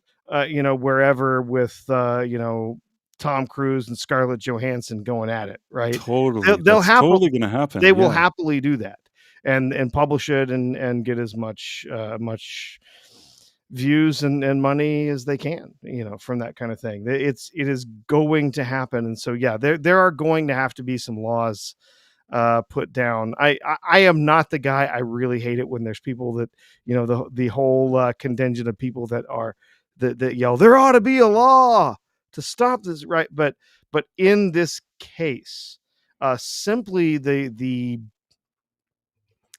opportunities that are there for abuse of this technology, I do think that there are going to have to be some case law, maybe even some legislative efforts to say, look, these are some things you just simply are not allowed to do I agree with with you, AI. but I think that at the end, technology advances in a way that you can't stop, and at the end, Oh just yeah. like it's as if you're saying, well, there should be a law that there's no torrents or whatever it is, but you could put that law out there. It doesn't. People have said that for years, but Oh yet yeah. still, it exists. So I'm saying there will be people that do all these different laws, but I assume that at the end, somebody is going to go to some country that nobody cares about that like you can't arrest that person in that country secretly, have some servers there and do all of this, and you won't be able to do anything. It's only a matter of time, and once that happens, all the things that you said, the naughty movies with celebrities taking the IPs, all of that stuff is going to happen, and it's just a matter of time, in my opinion. Absolutely. Once this technology, once it's out of the box, that there's no putting it back in, right? Once this kind of stuff's available, there's no way for you to make it unavailable again. It's always going to be out there, but I do think there probably should be some common sense rules. And honestly, they have moved towards this to some extent. Very recently, thankfully, there have been some legislative movement on protections for people who perhaps have had revenge prawn, that's been put out there. Giving some people some opportunity to say, look, that this thing that's out there that that should I there's no permission out there to have that. And part of what was in that law was deep fakes, right? So if someone does go out there and produces a video and whatever and puts ScarJo's face on that person using AI, there are laws to say that's not okay. Pretty soon, there's going to have to be something that says, "Hey, you're not allowed to, take that person's likeness and use it to create a to create an AI version of them that does naughty things on a webcam." Right? This Well, we're definitely going to be seeing some interesting things, that's Yeah, for oh, sure. it's gonna happen. There's no question that it's gonna happen. It's just a matter of how much of it we're gonna be willing to stomach as a society, and yeah, what kind of movement there might be in laws to try and prevent that. Uh, Marla Shandoff says, "I met Max Headroom. Max Headroom is a strange story. You know the whole story with Max Headroom? I mean, I know some of it. For To- starters, what happened is that I think that the first time anybody saw this character was in the 80s when somebody intercepted there was like a broadcast, maybe a news broadcast. I don't know if it was in Chicago. I don't know why I thought Chicago. I could be wrong. And somebody intercepted the broadcast, and instead of what you were supposed to be watching, whatever that was, there was this guy that kind of looked freaky and weird, and he was Max Headroom, and they yeah, basically they, that t- they that signal hijacking that happened after the character Max Headroom was introduced. oh, it was I Yeah, didn't yeah. even Max Headroom, the character of Max Headroom, I believe, was initially introduced in England. in England in some Yes. commercials. Okay. Now I And have to and find so this out.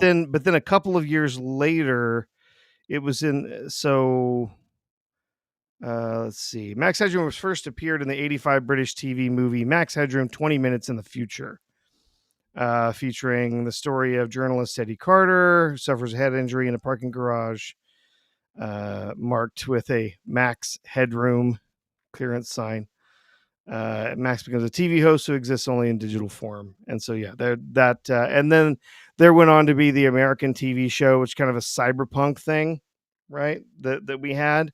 And then, yeah, there was what's referred to as the Max Headroom incident Okay. in So '87. Yeah. I jumbled everything. There was a hijacking. I just put it in the wrong chronological place. But yeah, I guess it didn't start with that. But that hijacking thing, I think to this day, they haven't caught whoever did that. No, they don't know who did it. They don't know who did it, which is pretty cool because back in those days, it seems like you'd be able to catch the person, and they weren't able to catch them.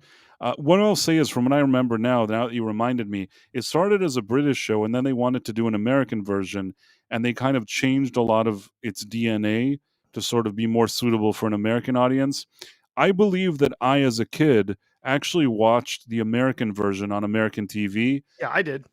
even though I think that it probably wasn't as strong as the British one, which I've never even seen, but I'm guessing that they had to kind of try to dumb it down or something like that. I will still say that, relatively speaking, when I watched it as a kid, I thought it was a kind of high concept show.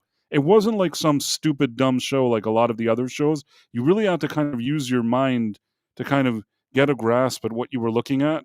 And I kind of liked that. Oh yeah, yeah. It was kind of an edgy show for the time, Totally. and yeah, it happened. It was kind of in the future, right, where there were all these different sort of dominant television networks, and Max Headroom was this media figure who was kind of a symbol of the resistance, right? Right. And yeah, that was of course played by Matt Frewer, who I've always enjoyed Matt Frewer. He's a great Catch performer. the wave, Coke. He even had a really funny. It wasn't very long lived. He had a funny sitcom doctor series called Doctor Doctor that was really fun back in the day. But then yeah, they really styled a lot of what was going on in the American version. Was very much kind of like a 1984 thing with a lot of cyberpunk influences and whatever in it. But yeah, it was a very edgy show at the time. But who's Marks 47 says the weird thing about Mech's Headroom was how much they tried to fool people into thinking it was more computer generated than it was even during production. So yeah, Yeah, that's true. yeah, They use like trickery with lights and stuff, I think. yeah. Well, and then there was, they would mess with the frames and stuff like that, mess with the frame rate and do stuff where it was mostly just his performance, but they would do some stuff to mess with it digitally to make it look a lot more like he was, authentically just this digital character in the television. Yeah. Yeah, I remember if you haven't ever seen the Max Headroom, the signal hijacking that happened, that was in Chicago back in '87. That video is creepy. It is weird. And then yeah, it's amazing that they never caught Yeah, the I people apologize for responsible. getting that wrong. I No, don't no, know it's why I fine. thought it started with that, but it actually is not true. But I do remember it being very creepy that they did that. Sometimes I get it wrong, but The price is wrong, the Bob. price is wrong. Yeah, but it doesn't happen often. I'll give myself that credit. And even when I was wrong, I said something that was right. I just kind of I twisted everything around, and I didn't have the information straight. But there was a hint of something that really happened there, so it's better than nothing. And yeah, I mean, I guess what other entertainment stuff was there today? Was there anything interesting? Oh, I guess I saw something with like Mark Ruffalo whining. Did you see something like oh that? God, when is he not whining? Um, I know he was out there protesting ICE raids and whatnot. He's He so annoying. trouble He's to such a dumb, stupid. Sorry, I don't want to do that. That's not nice. I think he's such a dumb and stupid idiot. I shouldn't say that. I shouldn't say that. I think that Mark Ruffalo is an idiot. That's my personal opinion. You could have a different opinion. Maybe you'll see him and you'll think he's not an idiot. Well, I'm pretty convinced that he probably has the lowest IQ of anyone who's ever been hired by Disney, and that's You saying could something. tell he's dumb. I always He's say that when you look in his eyes, you could tell that he's dumb. By I the got way, yeah. Go ahead. I guess Golden Girls. I don't know Sorry. why this story came up now, but apparently now they're announcing that uh, there was a big feud between Betty White and B. Arthur on the set of the Golden Girls, and I'm like, I don't know. Is it that slow of a news day? I mean, is that really at the forefront of people's mind? I mean, uh, You know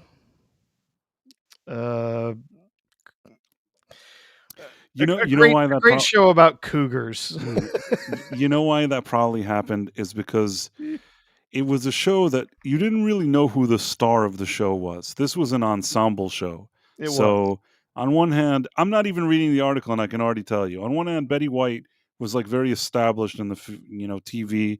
B. Arthur had her previous successes on shows and stuff, and I think that between the both of them, probably each of them saw themselves as like the main draw. You know what I mean?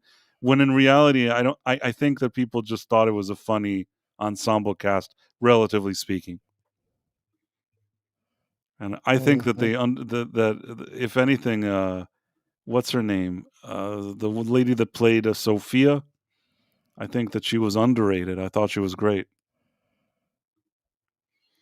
Yeah. Anyhow, Yeah.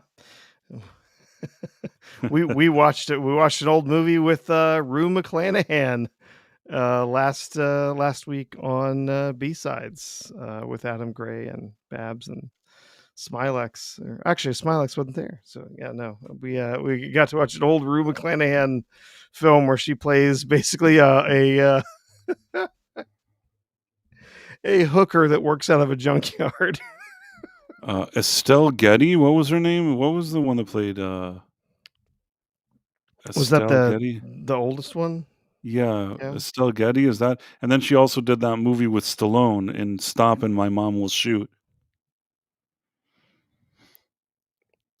Do you know what I'm talking about? Yeah, Estelle yeah, Getty, is that her name? yeah. I believe so.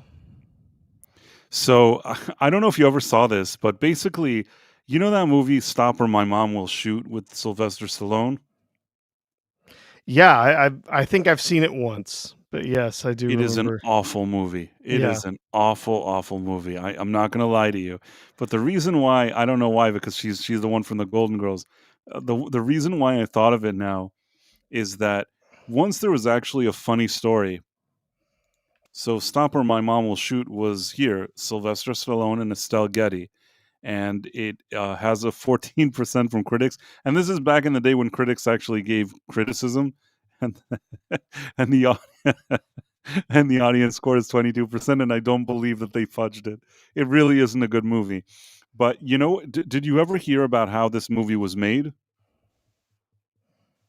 No, no, I've never heard anything about it. Apparently, according to Arnold Schwarzenegger, he was offered this movie and he thought it was a crappy movie, and he somehow set up, like, almost as a prank, he set up Stallone to take this movie. He made it seem like he's interested because he knew that if he would say that he was interested, Stallone would want it, and, like, it would amuse him that Stallone would make such a crappy movie, or something like that, like, he fooled Stallone into making the movie. You've never heard of this before? No, no, I haven't heard anything of the story behind it. No. Okay, now I have to see what this is. Arnold Schwarzenegger, Stop or My Mom Will Shoot. Let me see if I can find this thing.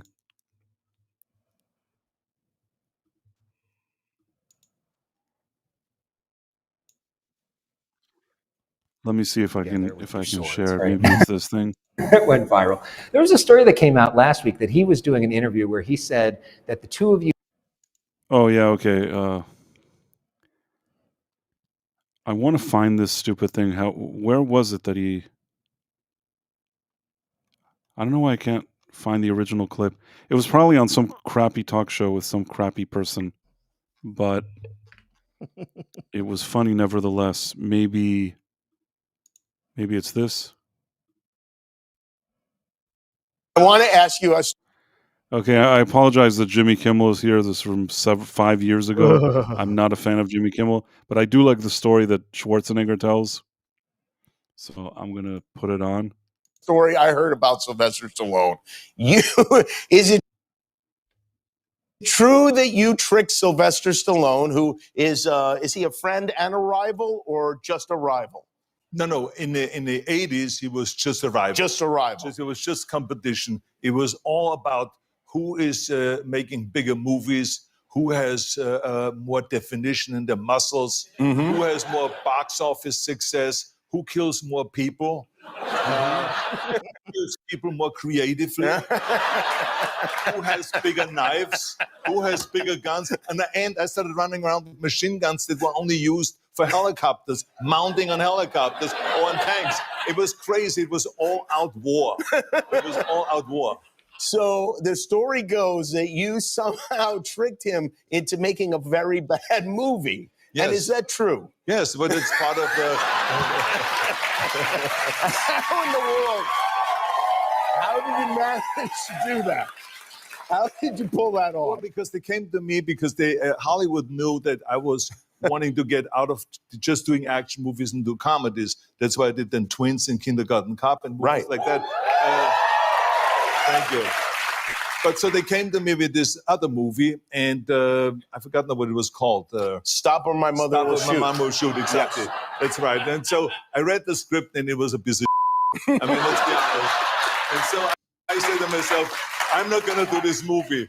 So then they went to Sly, and then Sly called me and he says, hey, have they ever talked to you about this movie? And I said, yeah. I said, I was thinking about doing it. I said, this is a really brilliant idea, I said, this movie.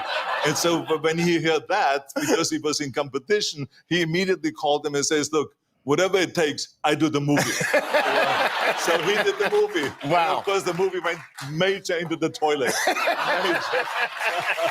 You are a diabolical man. Governor.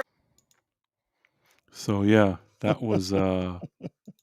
I remember there was a story that he fooled him into doing the movie. It was a terrible movie. Yeah, like I said, I think I only saw it. I think I only saw it once, and it's been a very long time. Adam Gray says, "Who would have guessed that Adam Carolla was the good one?" I think that back when they did the Man Show, Jimmy Kimmel was like the more animated one, whereas kind of Adam Carolla was just a more kind of douchey. I don't consider like Adam Carolla the biggest comedian, but I think that as sort of a commentator and more of a podcaster, he jumped on that trend very early, and I think that that was something that suited him. It's not necessarily I think that he's like the best comedian. I think that he found a niche for himself that was the right thing for him to do. Jimmy Kimmel has just become very annoying. There's also kind of this aura of hypocrisy surrounding Jimmy Kimmel. I don't find him especially funny. He's always, weeping about all these political things that he likes or doesn't like. I really miss the days when late night shows were more focused on comedy. The ones that were the comedy ones. Okay, Mhm. we're not comedians. We're just ourselves. So it's fine that the Night Owl does whatever it does. But if people were like trying to escape and just watch some comedy, which is what these late night shows used to be, they don't deliver that anymore. Plus, it used to be that initially, maybe early on in the show, they tell some political jokes, but then they move on and they do stuff that's funny and fun and people to kind of escape. And they really ruined it. Especially like Colbert. Colbert is just intolerable. Kimmel also pretty intolerable, to be honest. In my opinion, of course. I can't. If you guys like to watch Colbert, that's fine. I don't like watching him. Rockabilly Fire says Jimmy Kimmel is a whiny shitbag. I'm trying to think of a counter argument, but I can't think of one. I'll just say that here at Price of Reason, we voice other people's opinions, and they may or may not reflect our opinions as well. Adam Carolla was more the smart aleck, and Kimmel was more the potty mouth humor. I guess Kimmel was like the more crowd pleaser, the going for the more obvious, easier jokes, kind of.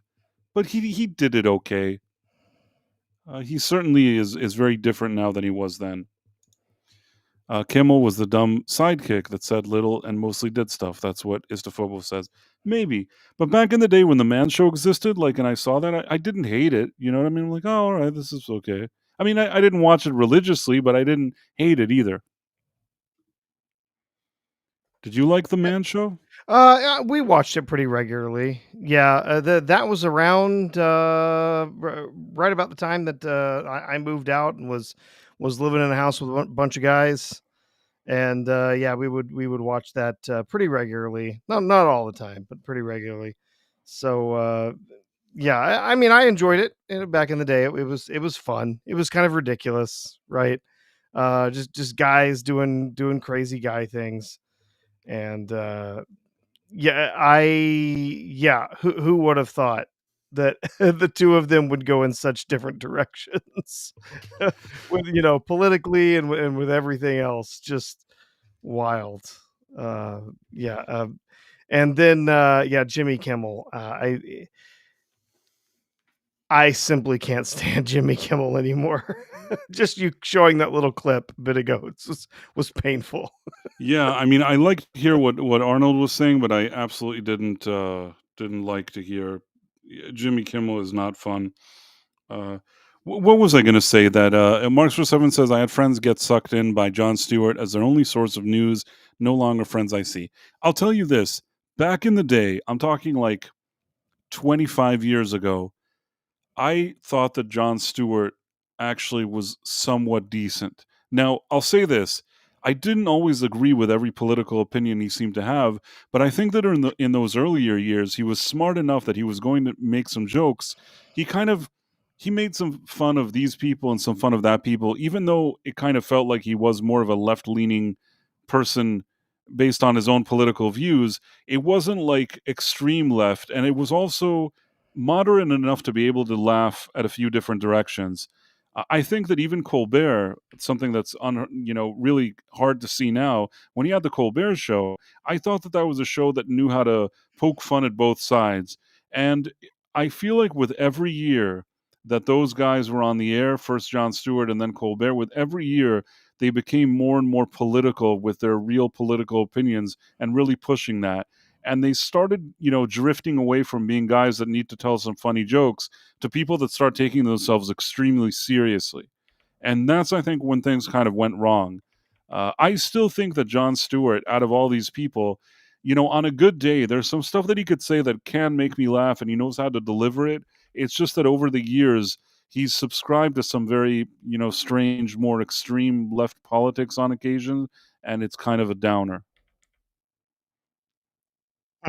In my opinion, Colbert is like, if I had to choose now, if you want me to watch either Colbert or Jon Stewart, not that I watch either of them now, but I would, if forced, I have to make a choice. Jon Stewart. Stephen Colbert, can't even watch 10 seconds of his. Like, his whole thing now is that he's been crying about like Trump for like 8 years. That's all he does, like all day and all night. Like he's always talking about Trump 24/7. Complete TDS syndrome.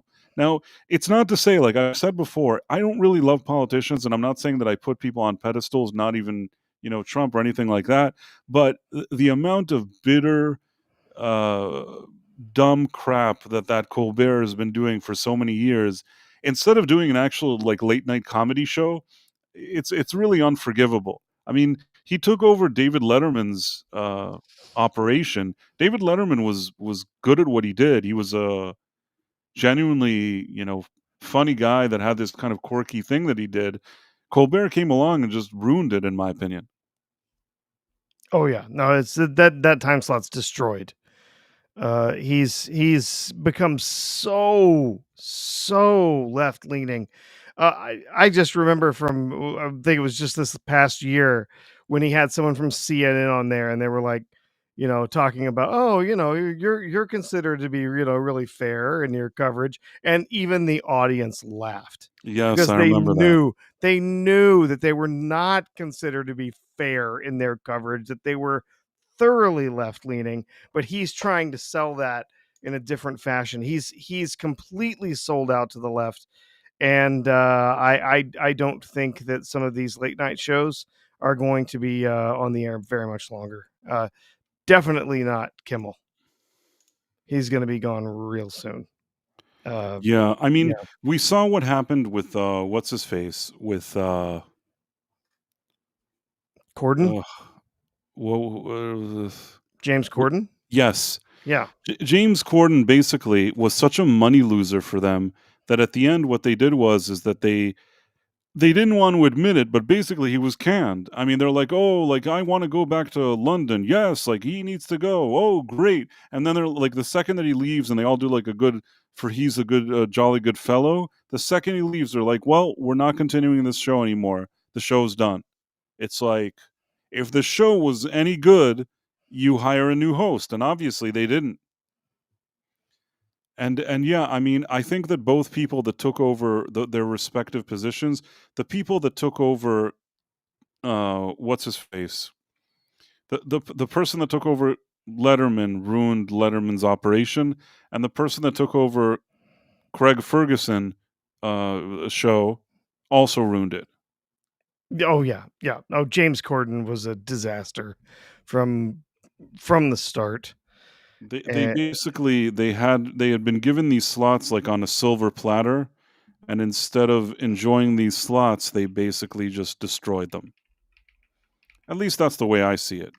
I mean, I remember a day when you watched these shows. You weren't even sure which one to watch. You almost had to pick a side, right? Because there were all of these different shows that were on late at night, and oh, is it going to be? Oh, am I going to watch this one or that one or whatever? And you had all of these incredible stars that were showing up and doing interviews. Of course, now who gives a crap about somebody showing up and doing an interview on Colbert or Fallon or Kimmel? Nobody cares because those stars are now just spewing whatever out on social media 24/7. So we already know everything about them. There's nothing to be learned from watching an interview with them on a show. And then you have the stars, like I said, the leads of these late night talk shows just going so heavily to the left, and just alienating a ton of potential audience. And on top of that, well, they're just not funny. So yeah, it's kind of a 1, 2, 3 punch there.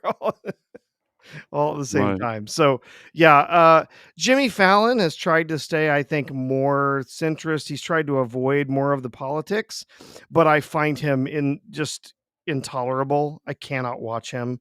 I never liked Jimmy Fallon, not even on Saturday Night Live.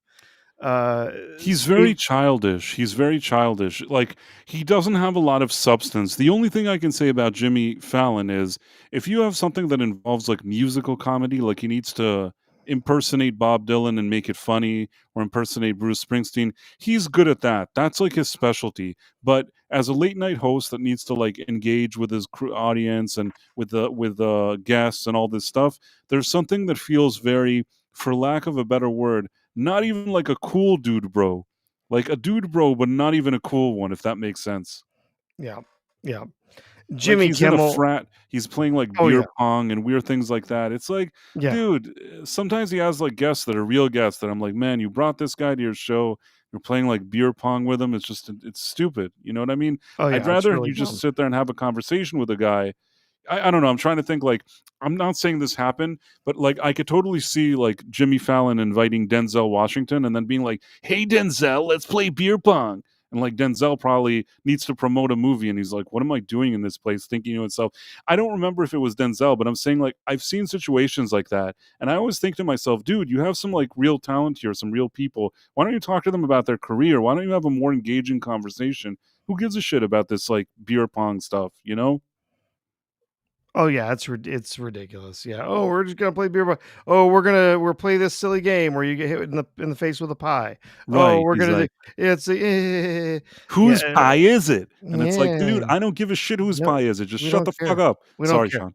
No, incredibly stupid. And then yeah, Kimmel is just intolerable. He's so far left leaning, and he can't talk about anything else. It, yeah, it's infuriating. And then you get the others. Was it Seth Meyers is doing the He's really also a late show? bitter. This, yeah, and also ran. I don't even know why they still give him money. Honestly, who's watching? Are there advertisers that are still signing up for the 14 people who are watching that show? I don't know. Seth Meyers, again, like, think about it. On one hand, you have Colbert and Corden that ruined Letterman and Ferguson slots. Then you have on NBC, you have Fallon and Seth Meyers, who ruined Johnny Carson, later, later Jay Leno, Conan O'Brien. You had Letterman. I mean, I know some things were tricky there, but you know what I'm trying to say. Whatever was going on there that used to be like real people that were professionals and good at what they did, completely destroyed it. Just legacies destroyed. The only person that didn't ruin really a legacy was Jimmy Kimmel, not because he's any good, but because there was just no comedy before he arrived. So he became the late night guy, and they're just like, fine, we'll let you be here. Because I think before that, there was like something with Ted Koppel or like Nightline or some crap. There was something more like news orientated, and then they gave Jimmy Kimmel a show there. Oh By the yeah, way, Darren yeah. M says, I go back and watch some of the old Craig Ferguson shows on YouTube even now, ones I may have missed with a cute gal that Craig flirts with. Yeah, he was good at that kind of stuff. Oh god, Craig was amazing. He was had great comedic timing, and the interviews were so just open and honest and fun, and he was always just playing with the people he was interviewing with. Yeah, it was so great. I uh, i was sad that at the time, because of the things that were going on in my life and everything else, like I rarely ever got to watch Craig Ferguson. And but when I did, I loved it. I did get to watch more because it was on earlier in the evening. I did get to watch more Conan. Conan O'Brien, I still love. Great comedian, and for the most part, he does try to keep his nose out of the politics. Occasionally, he veers off into that stuff. He would during the first Trump administration. I remember he went to Haiti to ask them if it was a shithole country. As Trump had said. Sorry, Sean, but he would veer off into those things sometimes. But more often than not, it was it was all about just kind of he would make fun of anybody, right? He would have fun with it, and it wasn't mean spirited. So I do still enjoy a lot of Conan stuff. Right, and Always that's did. a very important point. People were talking about Conan, about Jay Leno, about David Letterman. For me, I would also, hard to ignore somebody like Johnny Carson. I think that all those people understood that basically at a late hour, people are watching them and they want something kind of light in tone. It's okay. I mean, of course, I don't think that we're Johnny Carson because we have a very different thing going on here. But even us, I don't think we just hammer people over the head and just force them to like accept everything we're saying. The way they do it is just so, there's something so artificial about it and so kind of annoying. I don't really know how to explain it. Like Colbert, I can't watch more. Like I'll see him say like hello, and I have to change the channel. Like I can't hear even one word that guy has to say. He's like a bitter propaganda man.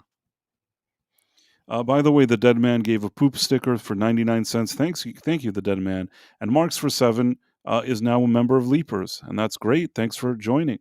So that's the old Fergusons are very funny, but his latest stand-up is very whiny. Unfortunately, it's still better than most Hollywood stand-up these days. Yeah. I don't know if I saw Craig Ferguson and thought to myself that he's much of a stand-up guy. I like stand-up comedian. I Yeah. think though the way he interacted with guests and the kind of demeanor and way that he carried his show, I think that that's what made him good. Not every person that maybe is a good host of a show is necessarily a good stand-up comedian. Yeah, yeah, and he's done stand up for a while. It's that changes over time. Did you ever see any of Craig Ferguson with Billy Connolly, the comedian? Billy Is it Billy Connolly. Connolly? He's a Scottish comedian. Don't think I've Oh seen him. my No. god, the two of those, the two of them together, it was on the floor, wetting yourself laughing. I mean, absolutely hilarious. The two of them just going back and forth. It was the best. I don't know if anybody remembers any of the interviews that Ferguson did with Billy Connolly, but I just Didn't. I don't remember it. oh my god. I have to see if I could find some of them. Mars Monkey Max says, "Yeah, Conan was my favorite since Carson. For me, really, Carson was something unique. I know they say that on a personal level he was kind of a douche, but you know what? I don't know. When it came to running his show, even today, if you watch these kind of old and they look all very dated and old things with Carson sitting there, there's a certain atmosphere that he brought to his show that just, there was something about it that he really was a professional. He knew what he was doing." Craig Kilborn was my favorite since Johnny Carson. Craig Kilborn, he basically, people forget this. He started The Daily Show.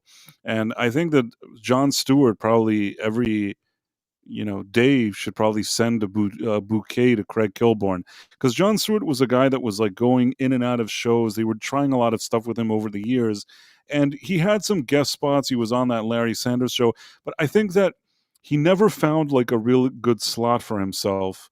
And after Craig Kilborn did like 1 year of The Daily Show on Comedy Central, was sort of a new idea, a new concept for a show that didn't exist then CBS wanted him for The Late Show, the one that's after David Letterman, and they offered him a big contract and he took it, but somehow that wasn't a good fit.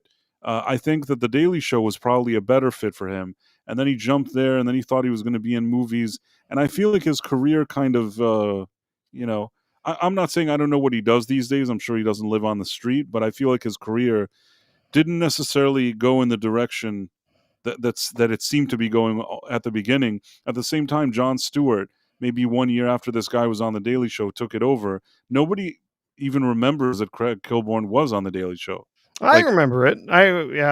We watched a lot of Comedy Central back in the day. I do remember. you remember it, but So, when you yeah. think of The Daily Show today, and there's been hosts before and after, you kind of think of Jon Stewart.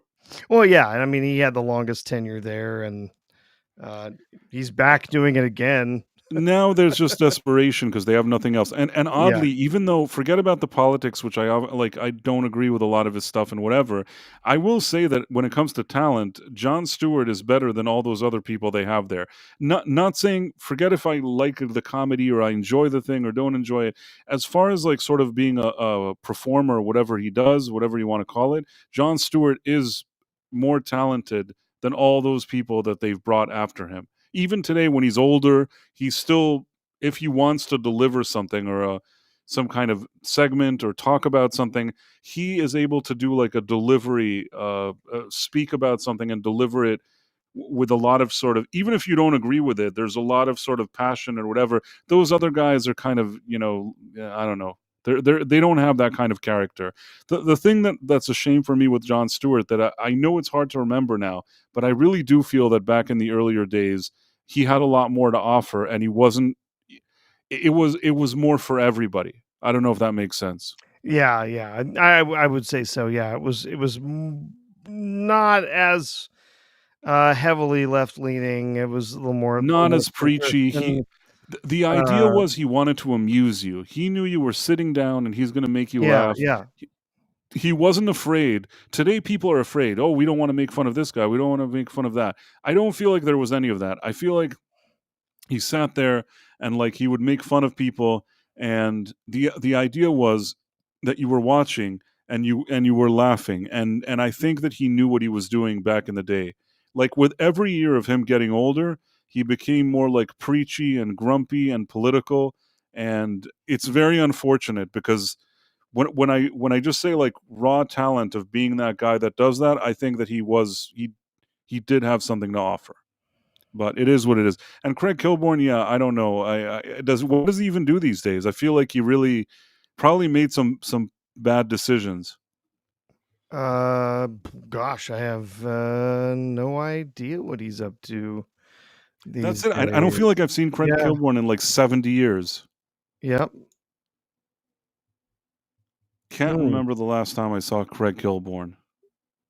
Yeah, he just had a couple years of hosting there. Let's see, films and television. I'm looking. Looks like he's had some roles in film and TV, but yeah, maybe this. Gosh, don't know. Yep. I hope he saved up because in those earlier days and invested his money well because he was hot for a while. He did do the Late Late Show for a bit before Craig Ferguson took over.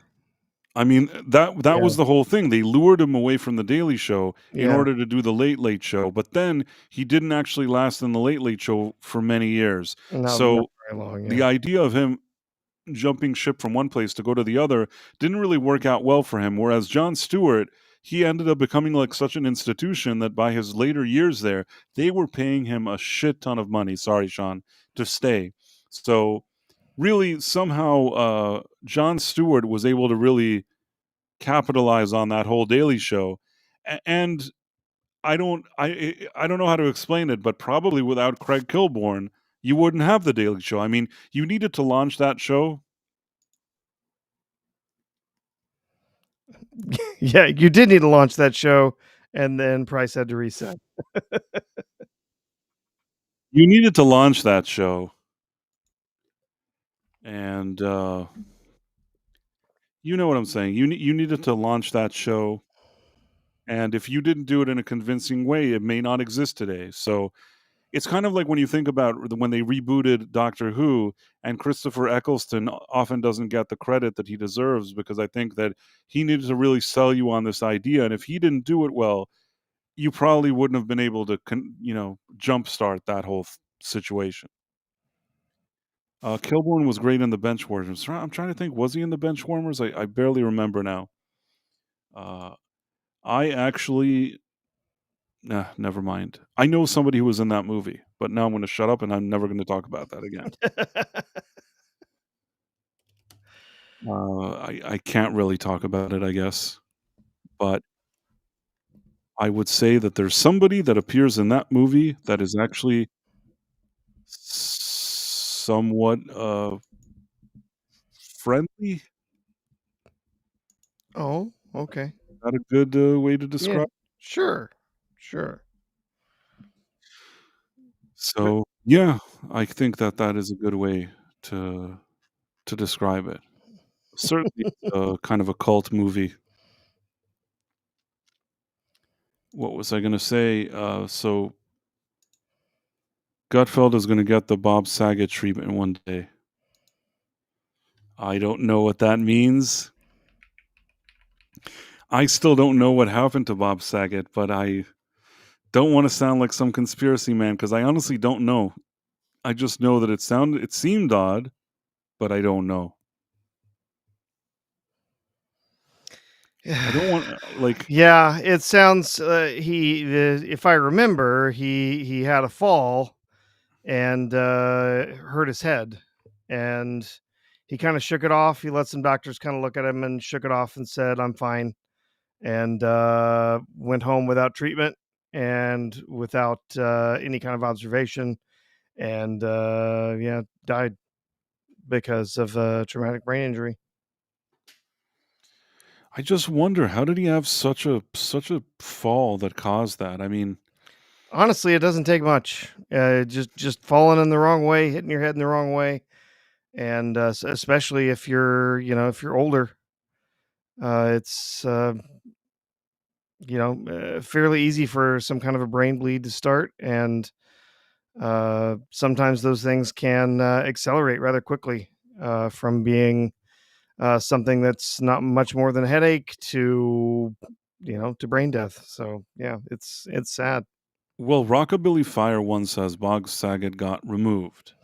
There's always conspiracy theories about that. I don't know why anyone would need to remove Bob Saget. Right. I mean, sometimes, listen, I like conspiracy theories. Like there's ones that I kind of am interested in, and sometimes I believe stuff like that. But I think some people are just over the top, and over the past maybe 5 to 10 years, especially on kind of Twitter and on the internet, there have been so many, sometimes legitimately conspiracy theories. There's something to them, and sometimes I don't really believe them. I feel like there's people out there trying to attach it to every single thing. Now, there was one thing that I think when Bob Saget died that they said that the blunt force he got to the head was almost like a baseball bat to your head, or some doctor said that. And if that's the case, that does sound very serious. But at the same time, I don't know anything beyond that. And then there's always, usually when they do these kind of conspiracy theories, they're like, he was going to expose like the elites for doing naughty things. Like he was 1 second away from making a movie that he exposes them all, and this is what happened to them. I've heard situations like that. I've heard that about also like Chester Bennington or something, like Chester was already making a movie and blah blah blah. Like I don't know that he was making a movie. You know, sometimes I think that there's cases where somebody just either dies of a tragic, unfortunate circumstances. Sometimes it's a situation where somebody unalives themselves. You know what I'm Yeah. saying? Yeah, those tend to be more suspicious, I think. In this case, it was the medical examiner found the cause of death was blunt head trauma. Believed that he fell in his hotel room. There was never any evidence otherwise that there was some sort of incident that happened or that he was attacked. If you don't know, actually, it's fairly easy to know the difference between someone falling and hitting their head and someone being struck. It's very very easy to find by the medical examiner because of the way that the brain acts in those situations. That if you fall and you hit your head, the brain will be injured in the same place that your skull is injured. So if you fell, you hit the front of your head, your brain will be injured in the front because of the fall, your brain is moving the same direction as your head. You smack, the brain hits the inside of your skull, and then the injury is to that part of the brain. If you're actually struck from, let's say, someone came up and hit you with a baseball bat in the back of the head, the injury to your skull would be on the back of your head. The injury to your brain would actually be on the front because of the way that it's called a contra coup indication. I don't ask me why I learned this many years ago, but it's actually quite easy to tell the difference between some sort of blunt force that was delivered with a weapon and something that happened from a fall. So if the medical examiner says, looking at what happened and where the brain bleeding was and everything, and that was all consistent with a fall, then I'm fairly confident that they knew what they were looking at. Yeah, I'm fairly confident too. But it still sounded a bit strange. I mean, I myself had some questions, but I don't really know. And those things that, like, oh, he was about to expose whatever, I usually don't believe that. Caleb Levine says the flat earth people are just unbearable. I mean, I just don't understand the theory that I think it's pretty much been proven that it's not flat, so I don't really get it. But certainly they show like the sign of the times that there could be such a thing, and there could be people that think that, and nobody knows why, and they can't even really explain it either. Yeah. Yeah. To tie back the last story, Bob Saget and Craig Ferguson had the same birthday, May 17th, a few years apart. They always acknowledged each other's birthdays. They were good friends back then. That's cool. Yeah. You know, Kilborn started on ESPN, so he had a career before he was on The Daily Show, and I think he did Kate Knight for... He did. I don't think he did Kate. I think he did Late Night. Did Late Night. Maybe also Who did knows? Kate. Maybe there was a Kate at Night that he had Right. that he Maybe did there for was 5 Kate. years as well. There's absolutely no knowing that for sure. We should find him and ask him Yeah. if he did Kate Night. Did you do Kate Night? For 5 years, so he did make some money. Yeah, I hope that he at least got himself a good deal. But somehow it seemed like Daily Show was a place that he could have basically established himself as an institution, and he left very quickly. The other late night thing, he left after 5 years. I don't even know if he left on his own accord as much as, maybe they were telling him, listen, we brought you here. We thought you would be doing better for us.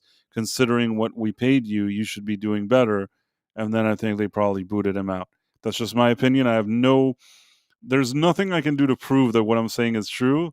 I admit it. I'm just my instinct here.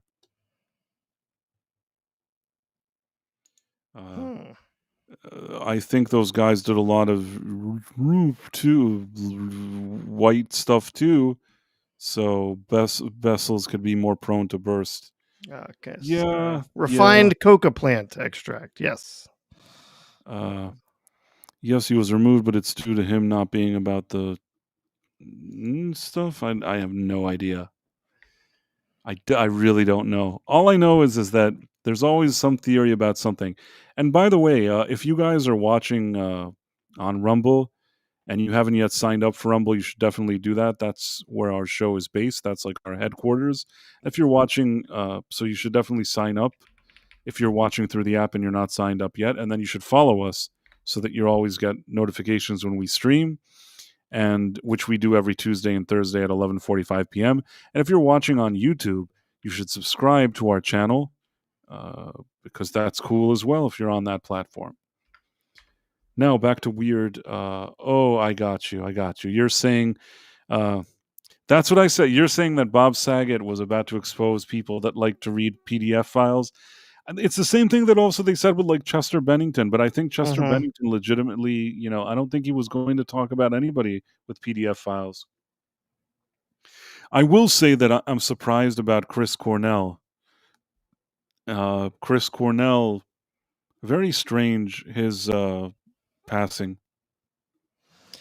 Well, But- all I can say of Bob Saget is that he told the most incredible Aristocrats joke I have ever heard.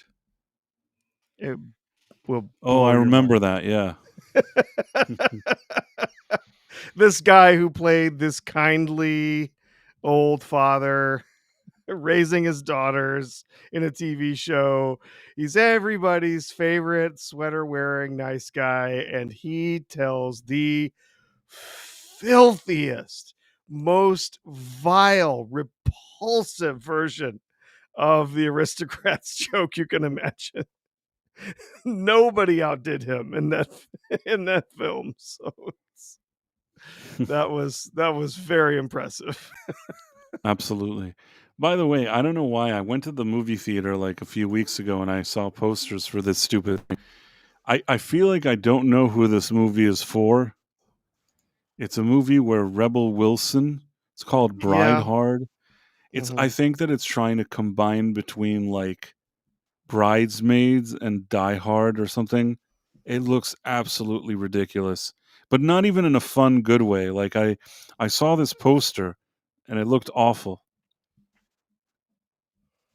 Yeah, I believe I saw some posters for this, or maybe trailers at the theater for Let me see. Let me see. I want to find the trailer. Oh, yeah. I know this is the kind of movie that interests you. Are you ready? Yes. Okay. Let's find the official. How do I find the official trailer? Okay, trailer. Because there's a few like phony ones. Why is it on Entertainment Tonight? I don't know. Let's just go with Yeah, it. this one's fine. Okay, are you ready? Yeah.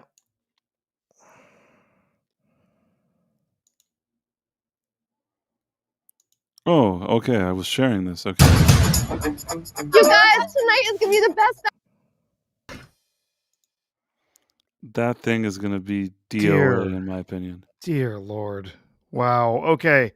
Um, Not sure that I buy Rebel Wilson as a secret agent of any kind, No. much less one that would be deployed in the field and have any kind of training.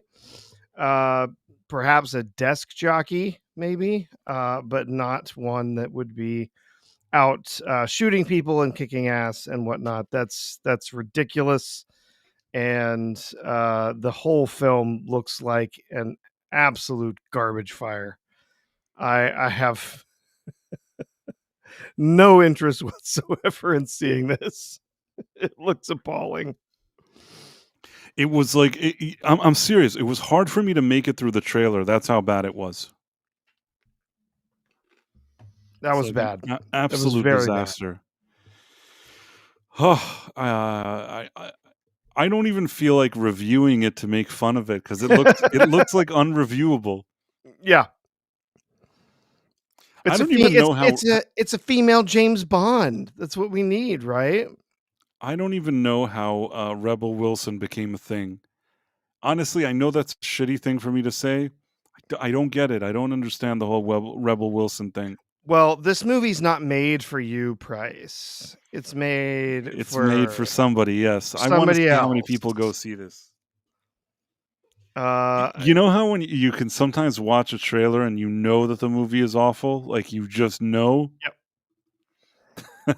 like like the person that put together this trailer really wanted to show you something that's good but didn't have a lot to work with.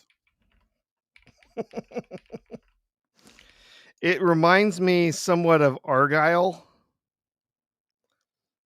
but at least it doesn't have the ridiculous bait and switch of having Henry Cavill in it. Yeah, that was dumb. Snoopadew says, I don't know if anybody remembers Rodney Dangerfield's HBO Young Comedian special. I do remember. That's the first time I saw Bob Saget. Kind of dirty for back then. Those comedy specials were great, actually funny. Yeah, I remember, that I remember those specials. And I think that Bob Saget for years had to struggle to kind of brush off that whole Danny Tanner thing. But the truth is that he was really, really good as Danny Tanner. I Yeah. know that he liked his stand up and did all that stuff, but honestly, he was really good in that role. Don't know how it worked out that way, but it's the truth. Whew. The production budget for that movie, Price, Yes. is estimated at 20 million The one with Rebel Wilson? with Rebel Wilson. You know what? It is expected to make $2.2 million in the theaters this weekend. You know what, though? I have a feeling. I'll tell you what I think. Sometimes you have movies that these days they make them just for the sake of making them. Now, they make the movies and they then sell it to some streamer. You know what I'm saying? First of all, they roll it out in the theater. They hope maybe around the world, even though this is going to still be a flop, this is like a disaster waiting to happen. They make a few million in the theater. Maybe they go to Netflix, then sell it for 15, 20 million to them. Maybe they somehow cover, because Netflix sometimes will show some piece of crap. You know what I'm saying? It's not something that anybody will go to the theater to watch, but they figure maybe we'll put this crap on and a few people will accidentally watch it. Yeah, they might just accidentally watch it. Yeah, I think that's that's the what they best do. opportunity they have. I mean, I saw this movie with Rachel Zegler, which was a complete disaster. That Y2K movie, Yep. it cost $15 million to make, and worldwide at the box office, it made $5 million. And I think that then they sold it to HBO Max or something like that. And I saw even one day Rachel Zegler is like, I'm number one on HBO Max. Or I don't know what. Number one, it probably the day that it was released, maybe a few people watched it and very quickly nobody ever talked about it again. It was a terrible movie. But all I'm saying is that maybe now you have these companies that make smaller budget movies with the idea of already closing these deals with the streamers, already setting it up that, that they won't lose money. That, if nothing else, they'll make a few $1 million. So this movie with Rebel Wilson, I suspect that even right out the gate, There's some streamer that'll just be like, fine, we'll put this crap on our streamer. And maybe they were able to at least cover their budget. It's also, it looks like the type of movie you'd watch on a plane.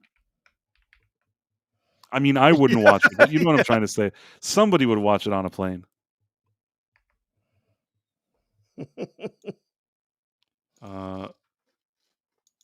So the pitch is Melissa McCarthy Spy meets Bridesmaids. Yeah, something like that. That might be Rebel it. Wilson tried to remake Dirty Rotten Scoundrels, right? Was that her? It was not good. You know, I don't get it. I don't understand the appeal of like Rebel Wilson. I just the humor, whatever that is, that doesn't speak to me. Honestly, Melissa McCarthy doesn't speak to me as well. Neither of those actresses No. really speak to me. No. Some people like them, and that's fine. If you like those actresses, it's perfectly fine. It's not. They're there for skinny women to go laugh at fat women. That's what they're there for.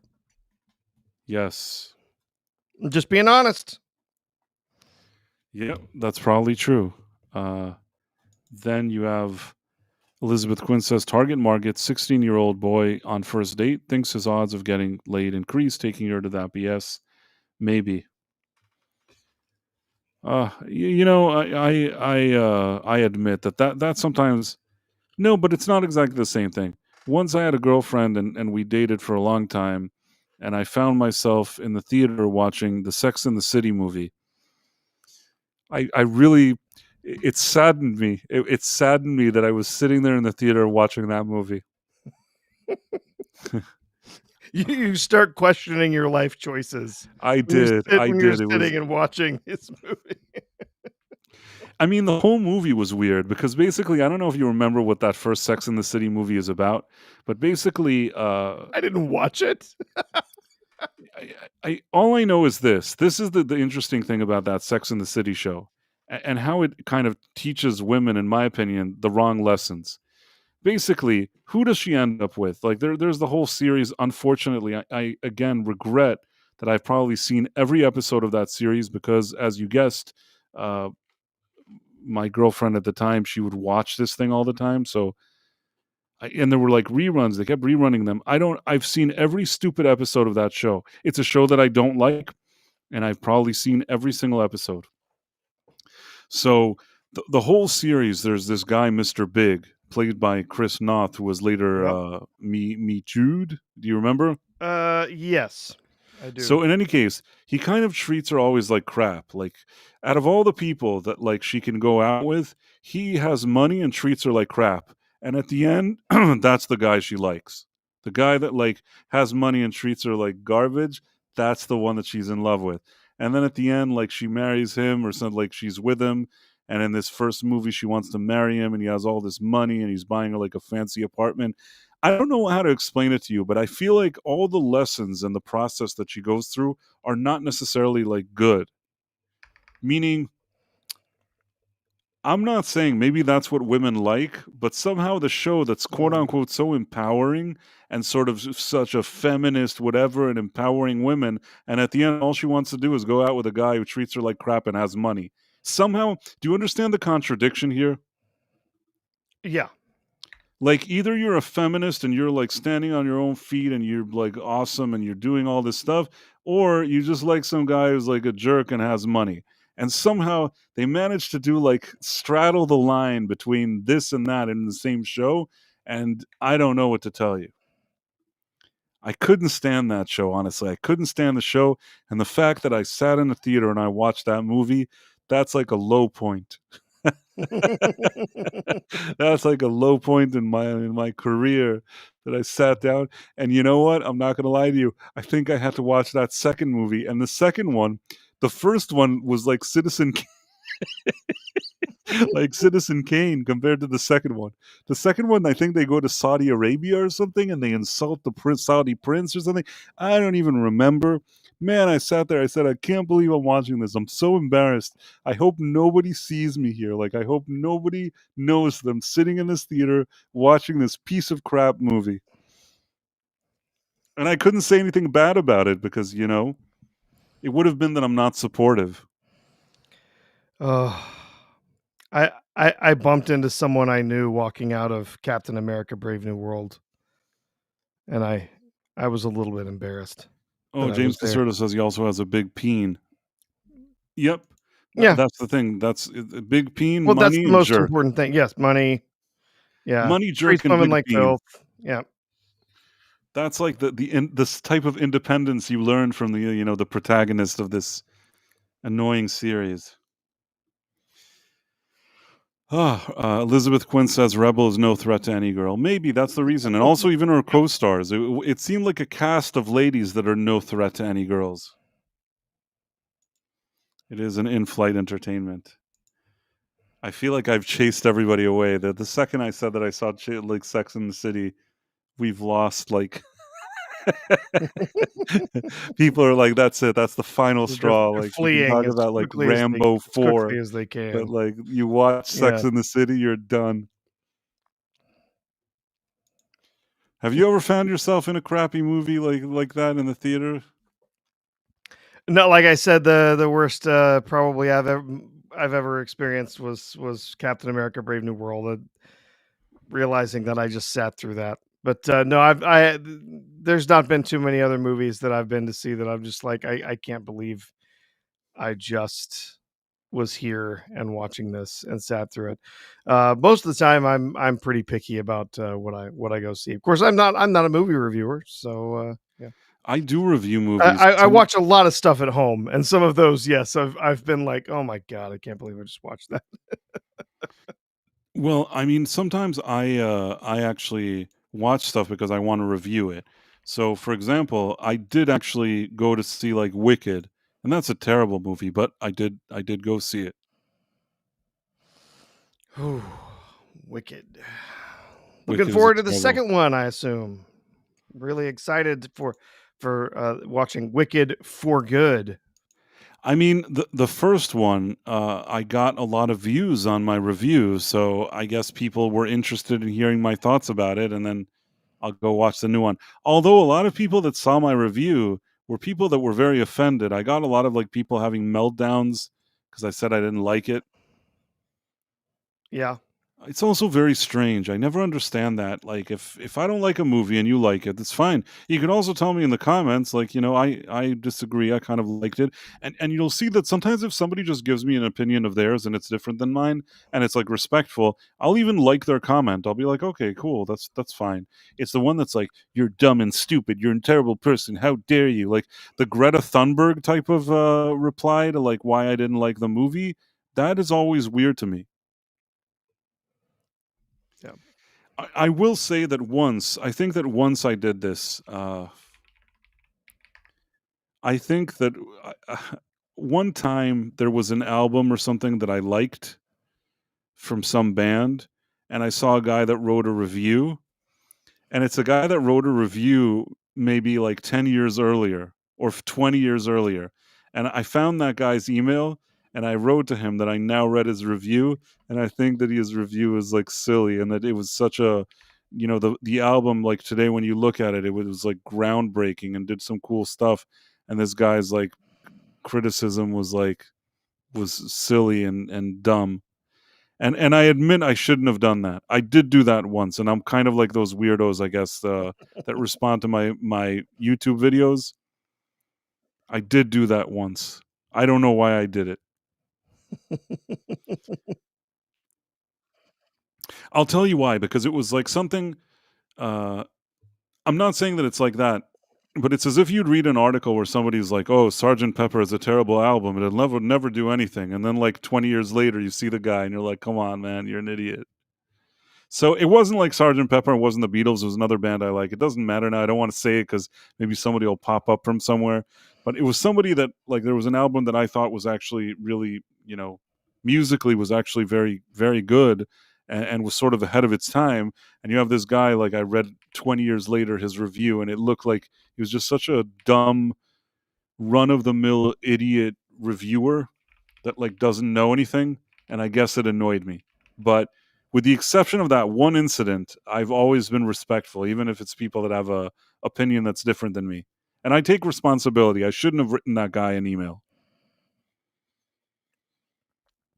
I think he Yeah. answered me too. He's like, Yeah. "What do you want? Like, it's been 20 years now. You want to like?" And I thought to myself, "Yeah, you know what? Maybe I should have left this alone."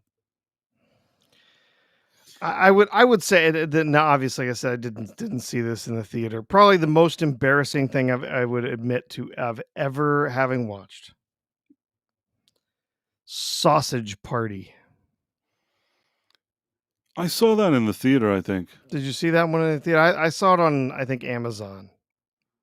Yeah, you know, it was just whatever. I remember Whatever. vaguely. It's one of the worst things I've ever seen. It was so bad. I remember vaguely. I think that like maybe in the final 20 minutes of the movie, there were some things like it was ridiculous. I think there were a few moments that I mildly chuckled. It's not a movie that I ever revisited later. It's not like I watched it and I'm like, this is the best movie, and then I watched it 100 times. I saw it once in the theater, never thought about it again. I think that there was a few things that I chuckled. Maybe there was Edward Norton trying to do an imitation of Woody Allen. Like there was something like that like Edward Norton was doing the voice of a donut. I don't know if it was a donut or what it was. He was acting like Woody Allen, but as a food or something. Was And it? for some reason, at Yeah. least that kind of made me chuckle. Okay. But I don't remember anything else about the movie. It certainly wasn't anything to write home about. Yeah. That and the Emoji Movie, which was also Right. appallingly bad. And then I took my ex-girlfriend to see Alfie with Jude Law. So embarrassing. You know, I watched that movie, I think, on DVD or something like that, and I didn't like it at all. It was just kind of a downer of a movie. And then Sausage Party wasn't as bad as Alfie. You know what? I agree with you. I liked Sausage Party better than Alfie. Alfie was just depressing. It's just a depressing, stupid movie. It was a remake of a Yeah, movie. say it was a remake of the Alfie film from the 80s. You know what? I didn't watch the original. I watched the remake with Jude Law, and I wasn't impressed. I don't know if the original was better, but it's just a movie that didn't really do anything for me. And then there was something here that somebody says. Let's see. Everybody wanted her to end up with nice guy John Corbett, but if she did that, the series would have been over, I guess. Yeah, I mean, that's the other thing, that in the show, there's like one guy who's nice and he's kind of acting like a decent guy, and he's not like a billionaire, and he's just like a decent, good guy that likes her. She's always like trying to get rid of him. She needs the guy that acts like a douche and has money. And at the end, like by the time the spoiler, like by the time the show ends, she realizes she has to be with the guy with the money and the, you know, and the douche.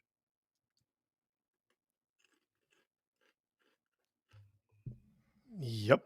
So interesting. And yeah, like you said, if she would have been with the nice guy, that wouldn't have even been a show. The only way they can sell this is if she's with the douchey guy.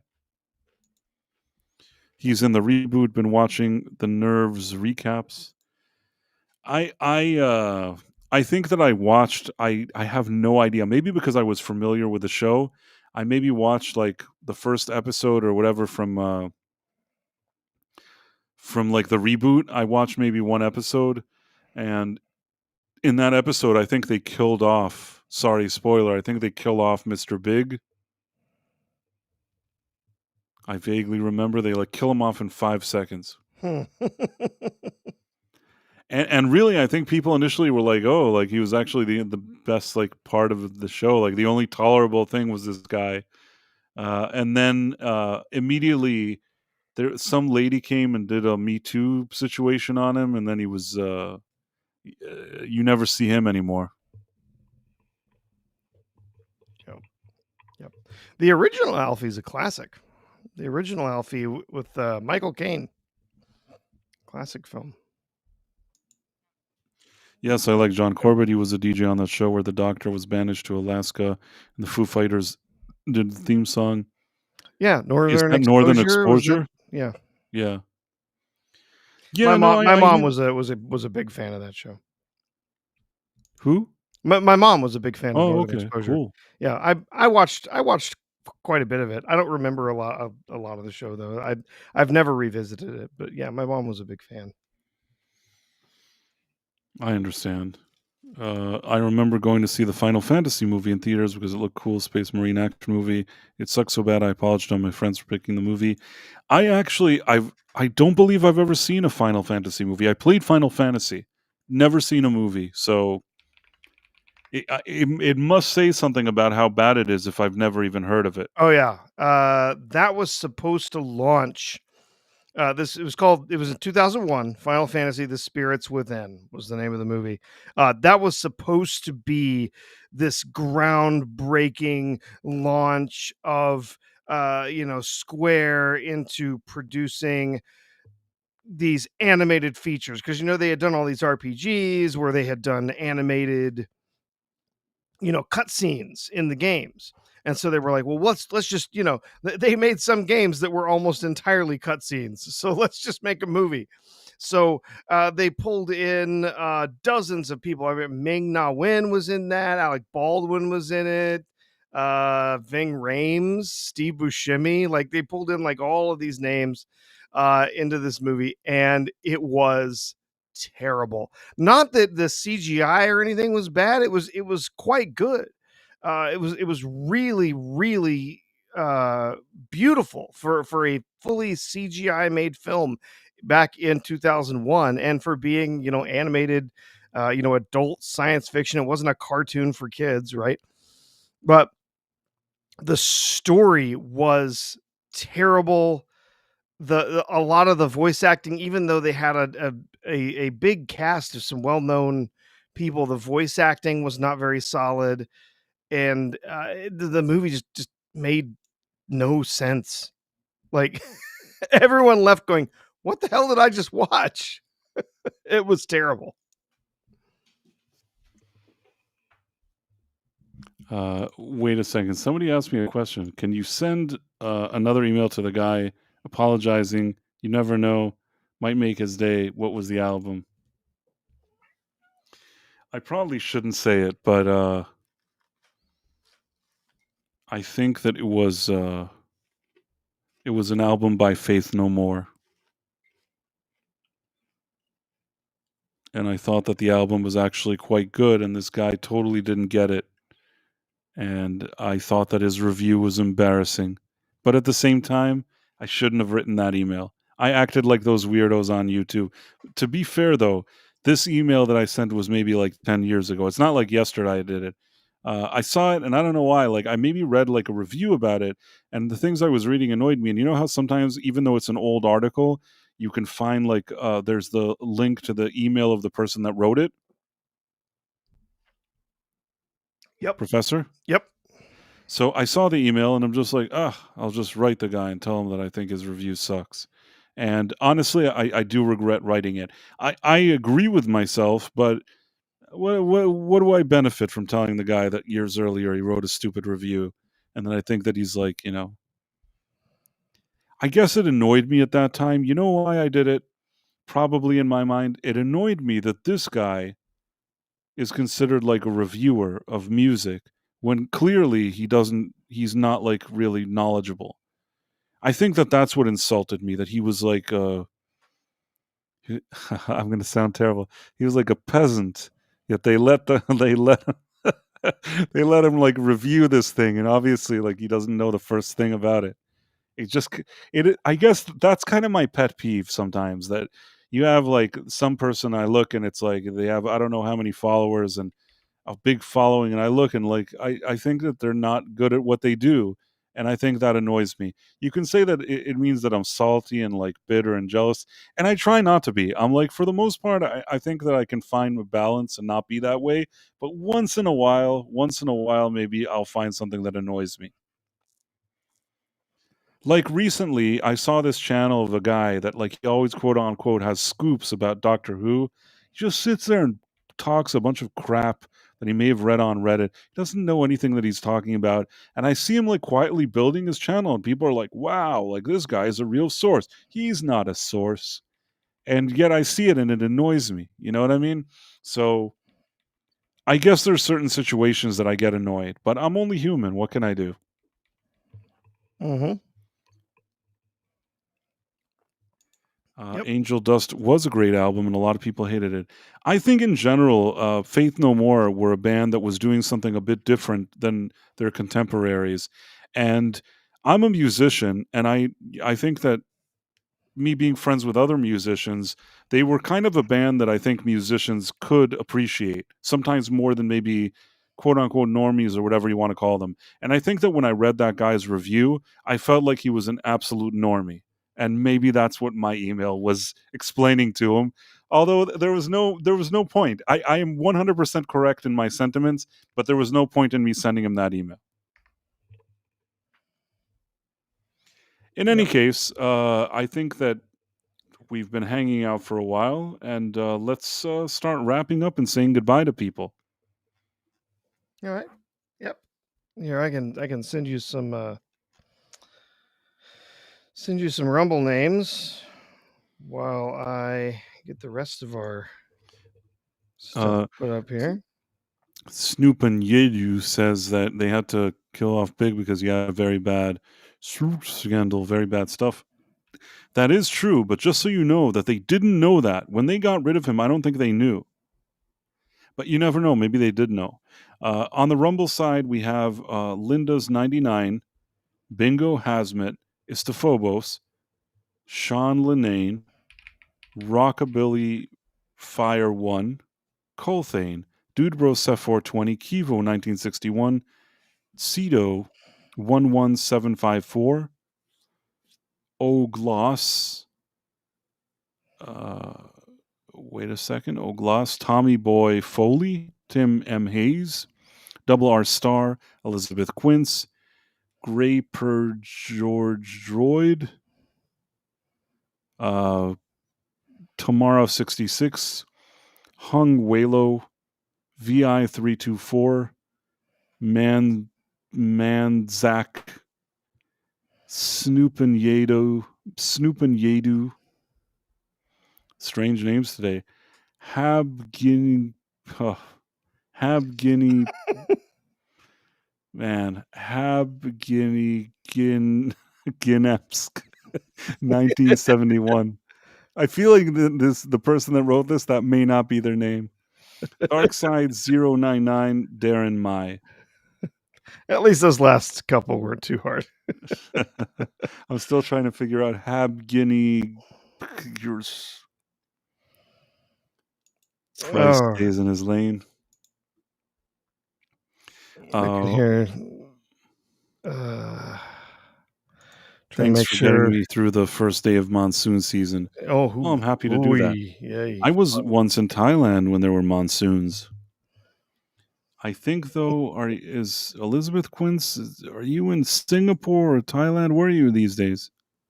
Japan, maybe. I'm trying to remember.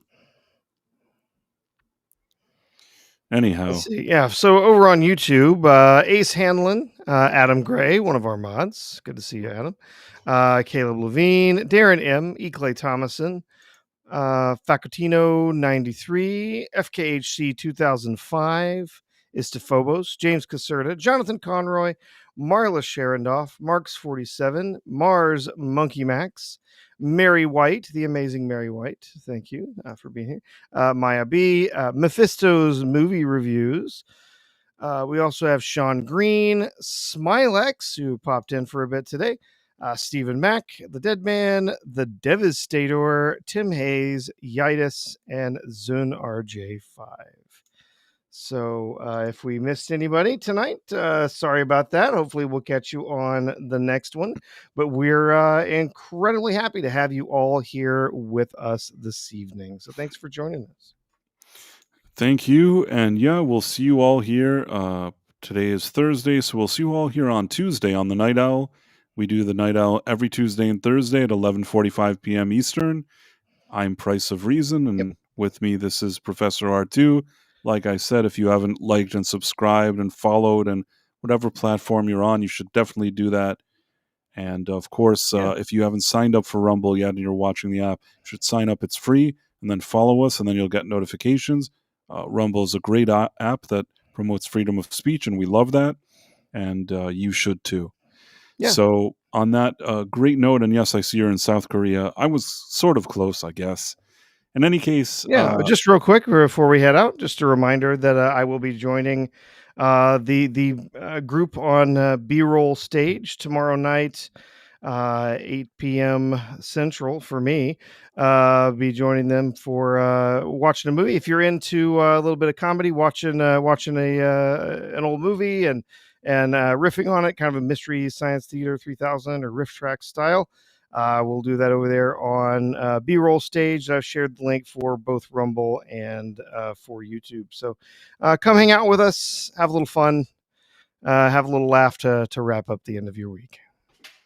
I highly recommend it. You should definitely do that, and you should go to the links he sent and follow them. And I guess we'll see you guys here on Tuesday. Sure enough. Take care, everybody. Bye.